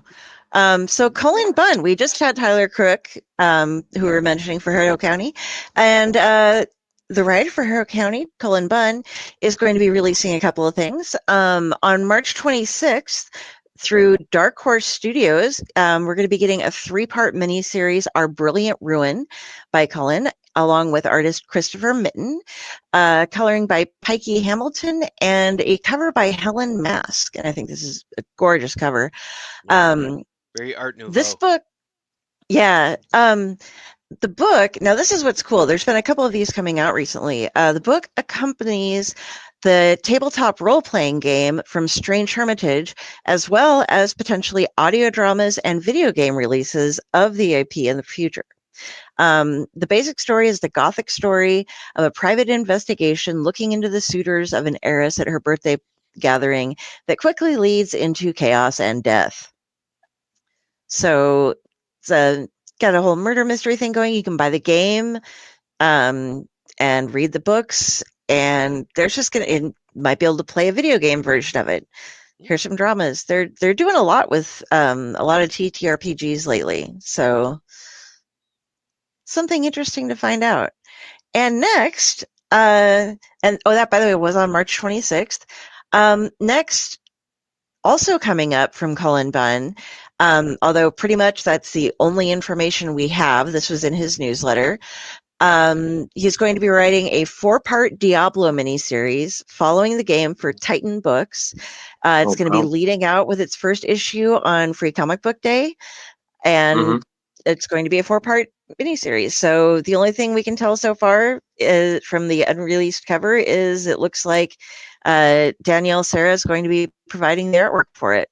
But other than that, I don't know anything else about it. I just saw it come up in his newsletter and was like, I should add that. That'd be kind of cool, you know. Well done, Kari. Yes. All right. Cool. So Cullen's yeah. busy. We'll see what we can get him back on the show sometime in 2025 to talk about all this. Yeah, he's got a lot going on. So We'll book him early. Next up, we got some Drew again. Ultimate time. Yes. So I'm pausing as the image will then rise. Oh, I am not Leo. I had it up on my screen. I was playing with it. I'm like, oh, look, I got the screen. Oh, it's not on that one. All right. It's fine. So basically, everybody, our latest update regarding the Ultimate Universe is with 2025, we're going to enter its second year. So these are the cover reveals and synopsises for February's Ultimate stuff. So there's a lot to unpack here. So I'm going to do my best to highlight everything, go over everything as best as I can. So bear with me. Don't worry. It's all going to be worth it.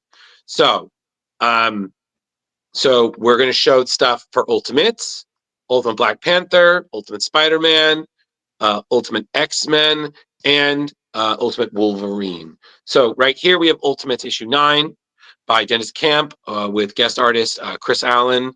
You got the cover by Dyke Ruan, and then of course the variant by Truman Clark, and then the special variant cover by In-Hyuk Lee, which I believe that's the one right there. That's that one. Yeah. This is the Clark one. Right. So Luke Cage is going to make his Ultimate debut. Stormbreaker and innovative artist Chris Allen is joining Dennis Camp to bring us the history and future of Luke Cage as the man who has been quietly sabotaging the Makers Council from behind bars. So that is going to be super freaking cool. Next, we have Ultimate Black Panther issue 13, written by Brian Hill, with art and cover by Stefano Caselli. Speaking of Ultimates, 9 is going to be out February 5th. This will be available February 19th. So Ultimate Black Panther, year 2. So Moon Knight is defeated. The Makers Council is regrouping. T'Challa has to now learn the secrets of vibranium, as it puts his life and soul at risk. And the Sorcerer Supreme, who we've seen is quite scary, can help him understand the truth of the element that helped build Wakanda. But of course, her aid comes with a price. This will be available February 19th. So check that out. That seems pretty freaking cool. Next is my big recommendation, Ultimate Spider-Man. John Hickman, Marco Cicchetto, February 12th. This continues the Spider-Man and Green Goblin versus the Sinister Six. So this is Spider-Man versus Kraven. So in last issue, we saw Kraven's hunt. So apparently that's going to really fuck up Peter and Harry. So now they're turning the hunter into the hunted. But the question being is, do they have the upper hand? Or are they still prey in someone else's game? So enough said, please read. The next one is Ultimate Wolverine issue 2 by Christopher Condon, with art and cover by Alessandro Cappuccio. So We continue more learning about the Maker's Council and their ultimate weapon. So Colossus, Omega Red, and Magic are putting Ultimate Wolverine to the test versus the opposition, who is, funny enough, a group fighting for mutant liberation. So this is on sale February 19th. And last but not least is Ultimate X-Men, issue 12 by Peach Momoko, which is the showdown with the Shadow King. So you see May Storm leading the group of mass mutants in a battle, finally the climactic battle against the overarching villain, the Shadow King. But this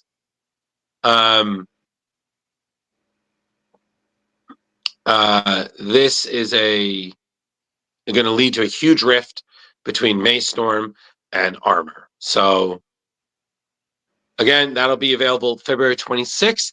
And we'll, of course, keep you updated as more Ultimate stuff comes out. But considering the end of the year will end with Ultimate Universe Year 1, which is going to introduce Nick Fury and probably put in a few more characters we're probably going to see in Year 2. It's a really good time to be an Ultimate fan. So please do yourself a favor. Catch up. Yeah. And this cover is one of the best covers I have ever seen. This piece of art, just with the way Wolverine's coming out in the reflection of his face. Mm-hmm. I was just enamored by it. I don't know. It's pretty cool. Very nice. Sure. I just thought it was great. I'm like, oh, love that. Very nice. Okay. But yeah, so Ultimate stuff, pretty dope. So what's next? All right, I think I got this one. Yep. All right, so Marvel reveals the next in the lineup of Predator books. Predator versus Spider-Man is coming in 2025. But who will win? Let's take a guess. So, Predator versus Spider-Man is the next major crossover between the Marvel Universe and 20th Century Studios. With Disney processing the 20th Century assets, we've started to see more of the studio's popular franchises like Predator and Alien make their way into the comics. Along with publishing Predator and Alien comics, we've also had a formidable space figures clash with Marvel heroes in Predator versus Wolverine, Alien versus Avengers, which I've been reading, is pretty cool. Predator versus Black Panther, as that comes to an end, we can now look forward to 2025 with Spider-Man's clash with the Predators. So the Predators will take their hunt from Wakanda to New York City in 2025 with an anticipated showdown with Spider-Man period. After penning Predator versus Wolverine and Predator versus Black Panther, Benjamin Percy, friend of the show, returns to write another Predator versus story with artist Marcelo Ferreira joining him. The hero chosen to step up to the slaughter is the friendly neighborhood Spider-Man, so it'll be interesting to see how the Predators deal with the ever chatty wall crawler.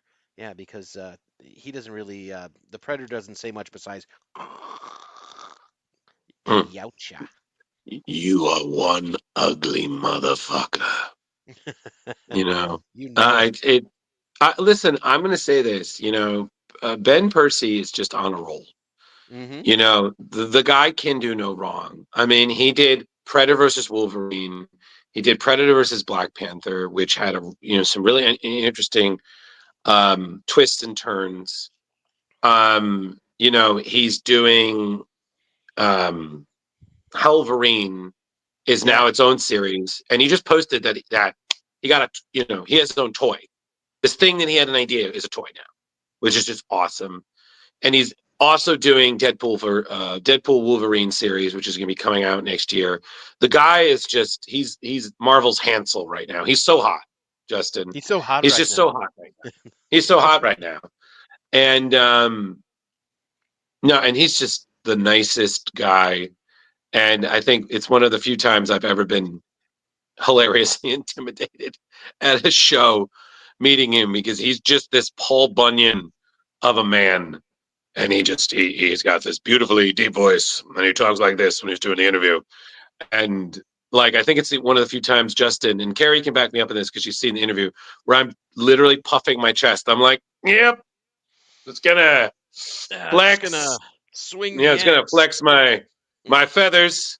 And even Kari, I was like, oh man, that is he clearly played Predator He's- a lot as a kid. I'm like, oh, he did. He startled me when just hearing his voice. It was like, oh my, you're just booming. Holy cow. That's awesome. Yeah, and he's got a great Yeah. sense of humor too. So we definitely, Oh, yeah. Kari, I think, and Justin, we definitely got to try to get him on the show next year if we can get him. He's very busy, you know. But great guy. Can't wait to see what he does with this third part of his overarching Versus trilogy with the Predators. So totally can't wait. All right. Yes. All right. Good, Kari. Coming up next, we have got this is Bronze Faces. So Nigerian authors Shobo and Shoff of New Masters fame are teaming up with Alexandre Tefenki from The Good Asian to bring us a new title from Boom Studios. Bronze Faces is about a heist, history, and mythology, and explores colonialism and cultural appropriation. Beginning with an exhibition in the British Museum in London, one of the main character's father's work is okay. There's an exhibition. It is the work of one of the main character's father. When they go, they're invited to be present when the exhibition opens. And when they go there, they decide they're going to take it back. And they've just, so the character, along with their two friends, it's Timmy, Sango, and Gabonka, decide they're going to steal the exhibit back. When they do so, it leads to the discovery of a document listing all of the colonial era artifacts that had been stolen, including nearly 1,500 pieces of art called Benin bronzes. So this is going to go deep into some mythology and history, and I think everybody looks great. The artists and the whole team, they have a good set of working knowledge of this style of comic book to write. They do some historical work and a lot of I'm looking for the word. I'd say fashion. I mean, it seems like they've got a great grasp of that. Well, fashion, but I'm trying to go with the cultural, different cultural studies work. Like they do a lot. They're Nigerian and they're doing sociology. Yeah, that kind of stuff. I'm sick. I'm sorry. You're doing fine. This Kari. is the episode where Kari just keeps apologizing for no goddamn reason whatsoever. But Kari, it's okay. If it wasn't gonna be you, it would be me. So it's fine. So point is, yeah, the attention to detail they're putting in is fantastic. And again, this is just another of a long line of Boom Studio books that are just, again, beautiful, advancing the genre and just looking badass. Like Boom is on a roll, and I'm all for it. Is Mark Waid still on their board, or? I don't know. No, he was like for a while, so I could see it. But yeah, I mean, and Boom's got their other labels, what, like Arcana or anything else like that. So I mean, I get my Jim Henson books. So there you go. But yeah, Boom's killing it. So I'll be up on February 8th. But yeah, it's the various deep cultural and stuff, like you were saying, anthropological, I guess, but they're really good at bringing across different societies and their different morals and mythologies and such. So it's a wonderful blend. That's absolutely. Yes. Okay. All right. So next we have a Drew story. Oh, Back boy. to Free Comic Book Day. Yeah. Kaiju time, kids. All right. So Free Comic Book Day is, again, it's not just DC versus Marvel, okay? The Kaiju verse is going to just explode come Free Comic Book Day. IDW is already putting together a jam-packed roster of creators to weave a new universe for Godzilla, and even superpowered humans taking on the fabled King of the Monsters. So the Free Comic Book you see there is a 10-page prelude to this new universe. And they've shared which comic creators are going to help make this happen. We have Tim Seeley, Nicola Sijim Mizija, Ethan S. Parker and Griffin Sheridan, Pablo Tanica, Chris Gooch, Oliver Ono. So all of these people are going to be contributing to this. So the official breakdown from IDW about Godzilla, the New Heroes, is that each of these books is a fresh exploration of what it means to be in a Godzilla comic. From a group of mercenaries that can fly through space in Mecha Godzilla to a strange wasteland inhabited by a half kaiju, half human entity to a bold superhero take on G-Force. So, yeah, like I said, it's a brand new continuity, superhumans, kaiju half-breeds, stories across Earth and space, and a fresh take on Godzilla himself. Essentially, the goal from what editors and people involved is telling Godzilla stories that can exist only on the pages of a comic book. Big, bold, bizarre, and above all, cool as hell. So now that's that series. There's on top of Godzilla New Heroes, the Lizard King is essentially also going to be in Godzilla versus America, which is an anthology series, and you're going to be seeing the King of Monsters taking on different locales in the West. So, again, it is a great time to be a Godzilla fan because we're already talking about a sequel to Godzilla -1, which, yes. You're already talking about a third in the Godzilla versus Kong series. Monarch Legacy of Monsters is on its second season or it's in production. And then Apple TV is working on a new spin-off television series. So basically, everybody, it's a great time to be a Godzilla fan. And I am, for one, am pumped. So. And I think they're just getting over fighting he's just getting over fighting the Power Rangers. So there you go. Yeah. For the second time. So that was crazy sauce. So there's not again, never thought I'd see Kaiju Rangers, but I was like, I'm for this. Let's go. You know? Why not? So, you never know. All right. So Godzilla. Lot to unpack in 2025. Everybody, I would definitely start your bets now. What's next, Kari? We got Coop. I love it. I'm a big fan of Usagi Yojimbo. So we're getting a new Usagi Yojimbo series in the works. Dark Horse Comics and Dogu Publishing have announced a brand new full-color story arcs of Stan Sakai's upcoming 5-issue Usagi Yojimbo comic book series. Usagi Yojimbo 10,000 Plums #1, now available for pre-order, will arrive in comic shops in March 2025. Per Dark Horse, the upcoming comic comic will showcase Sakai's unmatched storytelling abilities, complete with his unique artwork and lettering. The upcoming Usagi Yojimbo series will tell 2 complete stories across 5 issues, which promise an emotional return to the continuing tales of legendary rabbit ronin Miyamoto Usagi. The series will feature variant cover artwork by acclaimed artists such as Mitsuhiro Arita, Eric Talbot, who I'm super excited about, Hirotoshi Ariga, and Jennifer Meyer. Usagi Yojimbo will feature the Escorza brothers' special 3-part interlocking variant covers. Now, if you don't know the Escorza brothers, they're the ones who did the internal work on The Last Ronin. So. Oh, okay, nice. So it's written by Stan Sakai with art by Stan Sakai and letters by Stan Sakai. Again, your variant cover by Mitsuhiro Arita, which I think you were seeing on that last one there.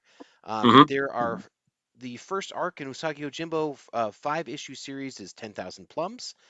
Dark Horse's description reads, when Usagi, Yuchiki, and Gen are found wandering in a huge field of the Shogun's prized plum trees, one of the Shogun's samurai strongmen becomes immediately suspicious. With a series of strange events gripping the local village with fear, can their appearance be a mere coincidence? Or maybe will they stop the cycle of tragedy? Find out with another gut punch ending from Stan Sakai.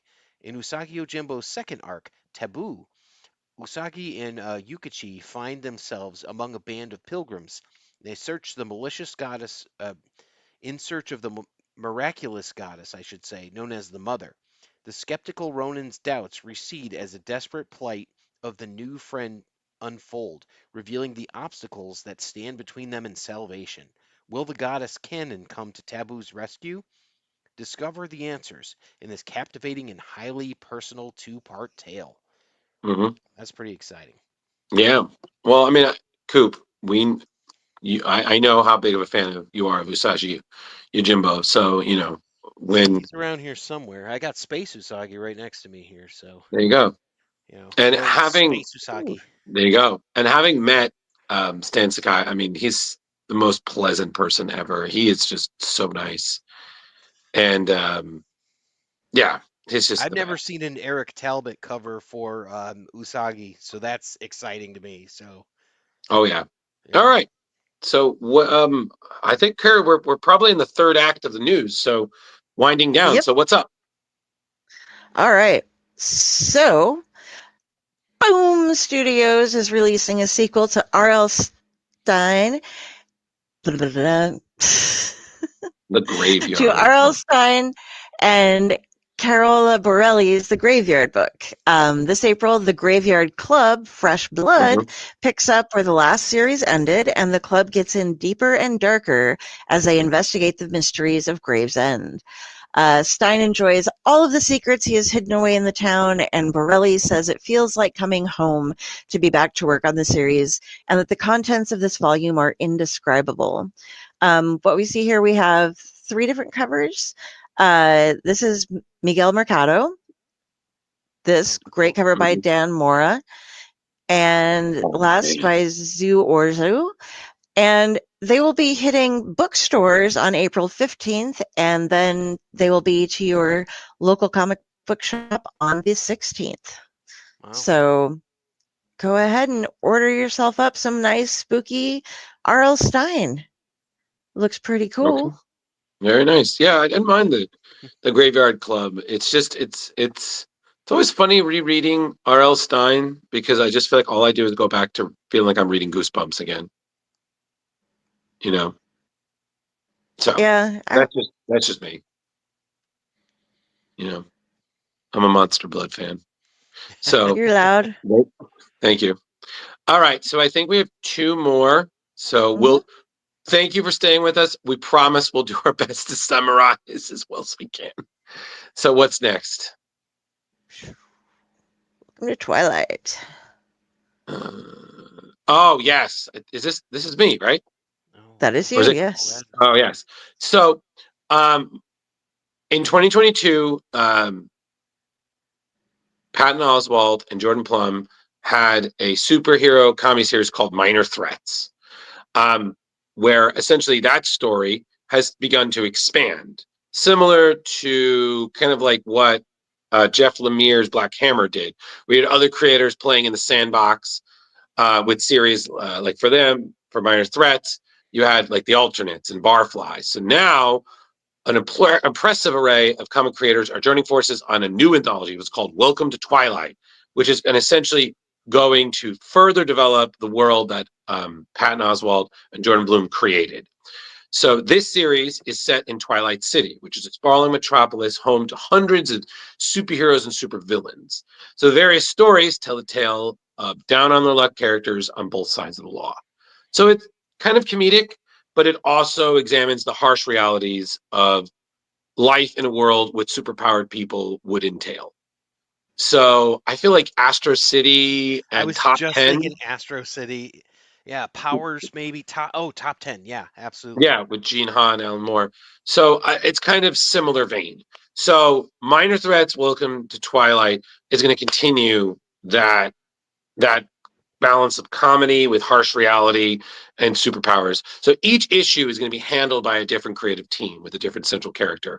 And of course, all the stories are going to be created in collaboration with Oswald and Bloom, kind of creating a sense of continuity. So the first issue is going to be written by Matt Fraction with art by Michael Allred. So I'm like, wow, what a team. Gorgeous. Wow. So that's going to center around washed up winged actor Benjamin Bronkovitz, who is not a superhero, but one who plays one on TV. So struggling to kind of seek out a living on the convention circuit. He's inspired by a chance encounter. Is he going to fight to the life he thought was over, or his vices and the gangsters attached to them, who are essentially out for his blood, going to end it before it goes? The issue 2 is going to be written by the great Brian Michael Bendis with art by Sue Lee. The third issue will be written by current exceptional X-Men writer Gail Simone with art by Gene Ha, who we had the pleasure of interviewing at Terrificon this past year, or this year. And the fourth and final issue will be written by Jerry Dugan, who I thoroughly recommend meeting in general or his work, with art by Mark Torres. So issue 1 will be arriving March 2025. So Nice. yeah, very exciting. A lot of big stuff there. So Awesome. yeah. So Big stuff. take us home, Mr. Coop. Who are the Booyah. Power Pals? This is a buddy comedy miniseries coming in March 2025. Dark Horse Comics presents a hilarious new comic miniseries in Who Are the Power Pals? This new series is a buddy comedy about fame, friendship, and learning just how far you're willing to fake it till you make it. Who are the Power Pals? It's written by a renowned screen actor and producer Dwayne Murray from A Better Place, with art, colors, and cover art by acclaimed UK-based Egyptian comic artist Ahmad Rafat, Quick Stops, and lettered by Rob Jones from Spectacular Spider-Man Adventures. And make sure to keep an eye out for the variant cover edition of issue number 1, featuring art by Matt Kint. I do love Matt Kint, so. What's the synopsis? On this one, washed-up actors Derek and Alex have been best friends ever since playing teen superheroes Swallow and Buzzard in the 90s TV show Power Pals. Wait, you've never heard of it? Don't worry, you're not alone, since the show was canceled after only 3 episodes. Oh, wow. But that small taste of fame left them hungry for more. They've been trying to get back on the Hollywood train ever since. After being fired from their studio security jobs and dropped by their agent, the middle-aged pair decide to don their old costumes and thrust themselves back into the public eye, while walking Hollywood Boulevard alongside popular cosplayers. They step in to defend tourists from being badgered by a pair of rip-off characters. A video of the duo's heroic actions goes viral, and the intention inspires them to fight more crime. But when their low-level crime fighting inadvertently disrupts the plans of a crazed crime boss, their friendship will undergo the ultimate test. And soon they begin to realize that neither nor they may survive long enough to enjoy their newfound fame.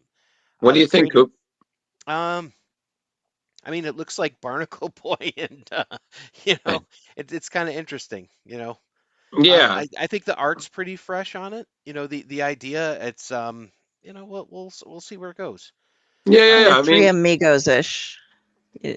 Yeah, kind of like that. I think there's a space for this type of book where people are looking for something, and Yeah. if you have that fatigue of the big two, Dark Horse has something for everybody, whether it's They horror really or do. comedy, and I think they're really coming through. And from what I've seen of what Dwayne Murray and Ahmed Rafat, that this is kind of like that love of like 80s Justice League, kind of the 90s, kind of self-referential, comics that are serious but not taking themselves too serious. So it's kind of that homage to that era of comic books. Well, look at if we're looking at these last 2 books that we just covered, they're both touching on nostalgia and aging, and returning to form of when you had your heyday, and that's Right. with the Patton Oswalt and with the Dwayne Murray book. So Yeah. it seems like that's something that's it's kind of in the zeitgeist right now. Yeah. Well, so when is this getting released? Let's see. This one, I had it, now I don't have it anymore. So let's see. This one, I think it was in March. Let's see. Let's see. Sorry, it's so. That's all good. March 19th. There you go. March 19th. March 19th, 2025. Available for pre-order at your local comic shop for $4.99. Nice. Oh, cool. All right. Yeah, that sounds pretty cool. So nice. Kari, is that it? That is it for news tonight. Oh yes, boy. it is. All right. So Kari, you wanna blow this popsicle stand? We can go back to sleep. I was going to do the crowdfunding. Right. Right, the Kickstarters. I'm sorry. I apologize. Yes, All right. it's all New right. segment. Do the thing. New segment. Okay, first off, gotta show off. I am wearing what I got in last week, my Whispers in the Dark Oh, very t-shirt. cool. Yes, and Nice. that was from the Whispers in the Dark by Nick Helm's Original Geek Comics Cool. Kickstarter. And I always wear on me my nice little Anubis amulet from Carissa Grant's Worthy Chaos stuff. Of course. But what I'm bringing up this week, I'm just going to go with 3 of them, and one of them ends tomorrow at 10 p.m. Central. Let me get this up here. Now, okay. Is that up? Because this is where I can't see much. Oh, wow. Is that Peach? Okay. Yeah. So this is our guest actually was a part of this. This is 3 Worlds, 3 Moons. And back in 2021, Jonathan Hickman, Mike Del Mundo, and Mike Huddleston launched a brand new comic universe, and they called it 3 Worlds, 3 Moons. The idea was not to just create a single book or story, but an entire universe, fully realized setting that could be used as a backdrop for countless stories, not just from them, but from any creator who had an idea. They wanted to build this universe and collaborate with their audience. Apparently, this is an ongoing online comic that you can be subscribed to and be paying for and go on. But now they're putting together a bunch of books they have over 30,000 subscribers and have produced over 1,000 pages of comics and world building lore so far. So, this picture right here shows that they just breached their $125,000 stretch goal. There are 3 different page promocos for one of the books. There are 3 different books, Foundations, Shift, and Arrivals. And you can order them in one book, which is has all 3 of them, or it comes as the 3 separate standalone prestige collector editions. And interesting things from this, you can order so many things. You can get your cat drawn in to the comic and onto the ongoing comic as a future character for $1,000. But I'm going to just rattle off who we have as far as creators go. And like I said, you only have until 10 p.m. tomorrow night to get this one. There are so many things, but in the source books, they have an extra it's 200 pages, 30 new comic stories written by Hickman and Huddleston. And illustrating those are Valentine De Landro, Vanessa R. Del Rey, Christian Donaldson, Langdon Foss, Stephen Green, Jeremy Hahn, Jason Howard, Andy Kuhn, Christian Ward, and Nimit Malavia. In the map section, Andre Lima Araujo, Junie Ba, Ming Doyle, Megan Hetrick, Jonathan Hickman, Peter Krause, Lamar Matherin G, Christopher Mitten, Michael Avon Oming, James Stoko, Caitlin Yarsky, Brent Schoonover, and Rafael Perez Granados. In Legends, this is a 200-page hardcovers with 12 contributors. The writers are Denise Camp, Rich Doek, Al Ewing, Teenie Howard, Alex Pecknadell, and Dan Waters. Illustrations by Danny, Alex Cormack, Phil Hester, Nimuit Malavia, Stipin Morian, and Casper Wingard. There's also Scotty Young has done some covers for some of this. There's just a ton of people involved. So if this is something that's up your alley, if you want to get into it, start now, get to your collections. You can get original artwork. You can get huge amounts of stuff. You can just get the digital stuff, and the digital stuff you can follow along later on with them. So yeah, there's just a ton of things to get into on this one, but just wanted to share that one with everybody so that they can be ready. But Spacewell. Dun, dun, dun, dun, dun, dun.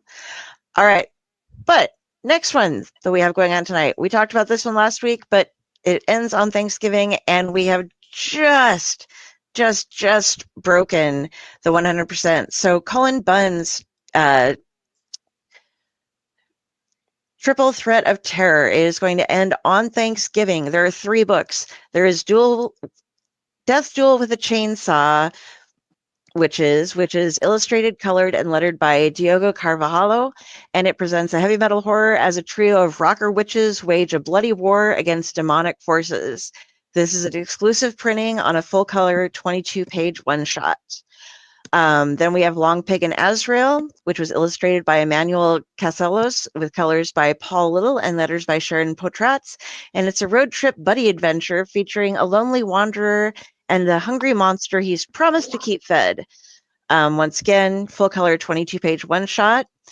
And then finally, we have The Window, illustrated by Louis Darwin with colors by Paul Little and letters by Shannon Potratz, follows a family who moves into a new home only to discover that the one window looks out on an alien world filled with insidious monsters. And again, a full color 22-page one shot. Cool things you can get here are the bloodied books. It's kind of his version of a remark.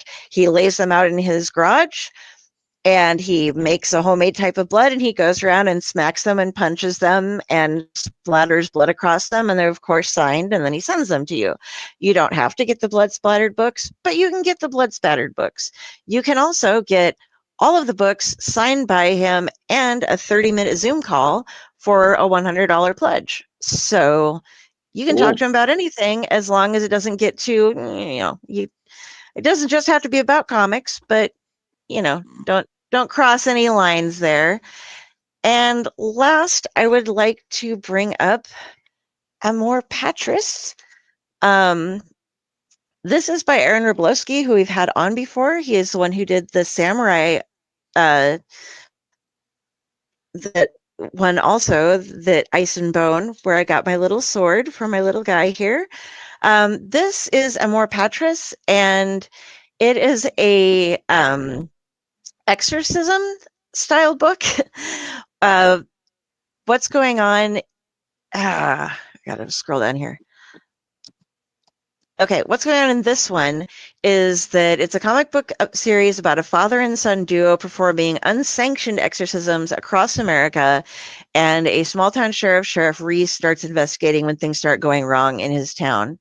This one, there's still another 6 days up for, but it's only about half funded, so we'd really like if we could get some more on here.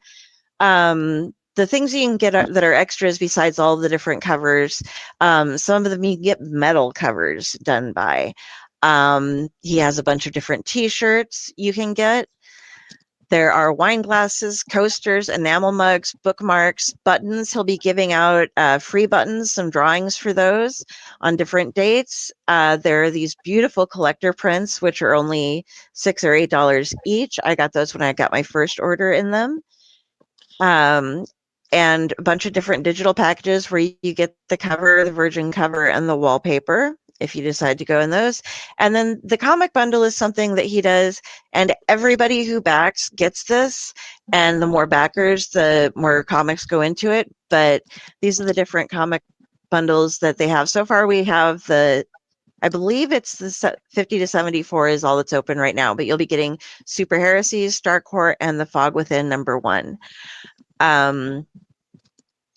But yeah, you can also, if you want to throw in $250, you can be drawn into this issue 2 as either a doctor, a priest, a city coroner, a thin meth dealer, a social worker, and you'll also receive an original 8x11 original artwork of your characters signed by the illustrator and Aaron, and you can get prints of your page. So yeah, so that was the last ones I wanted to go over, but we've had all of them on. They're really great folks, and I think that they have some really good Kickstarters. I'm going to go broke and just be living in a home made out of Kickstarter packaging pretty soon.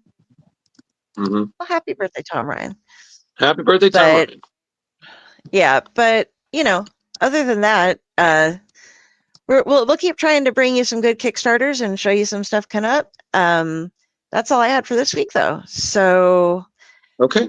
Justin, All right. let's wrap things up. Oh, yeah, I'm the one who. Hi, I'm Kari. You can find me and my squirrel, Ratatosker, at Kari Sanders on Facebook. If you see a picture of a crow, that is me. My author page is there. My stuff for Splash Pages is there. My stuff for the Owlite Network, which I am also on, is there. Just click there, find me, then say hi. That's all you need to do with me. And next, Coop, how can we find you? You're much more Hey, interesting. thanks for having me on again. It's nice to be here for Valentine's Day. Appreciate it. Awesome learning about Valentine. Some great stories there, and I'm really appreciative. Thanks, everybody. That's all I got. That's all you got? That's all you got. That's all I got. Okay. That's all I got. All right. And Mr. Drew. Hello, everyone. I'm Drew. Thank you so much for joining us. This Tuesday, we hope you had a good time with us with Valentine De Landro and all the news. So much news, and all the Kickstarters and things. There's just always a lot. Definitely pleased if you enjoyed what you saw first time. Subscribe to our YouTube page. We're definitely building that up on the road to 800. And if you also like what you saw, check us out next week when we have artist extraordinaire Riley Brown stopping by. So very excited. And we got one or two more surprises up our sleeve as we're counting down to the end of 2024 and the arrival of 2025. A lot of great stuff coming up. So stay tuned. But if you need to speak with me specifically, I'm Drew Mollo on Facebook, Ghostbustersman1984 on Instagram. I'm on Blue Sky now, posting stuff, and I'm busy, but I'll do my best to get back to you when I can. So I'm still tired. All right, everybody. All right, everybody. Bye. Thanks for joining us. Good night.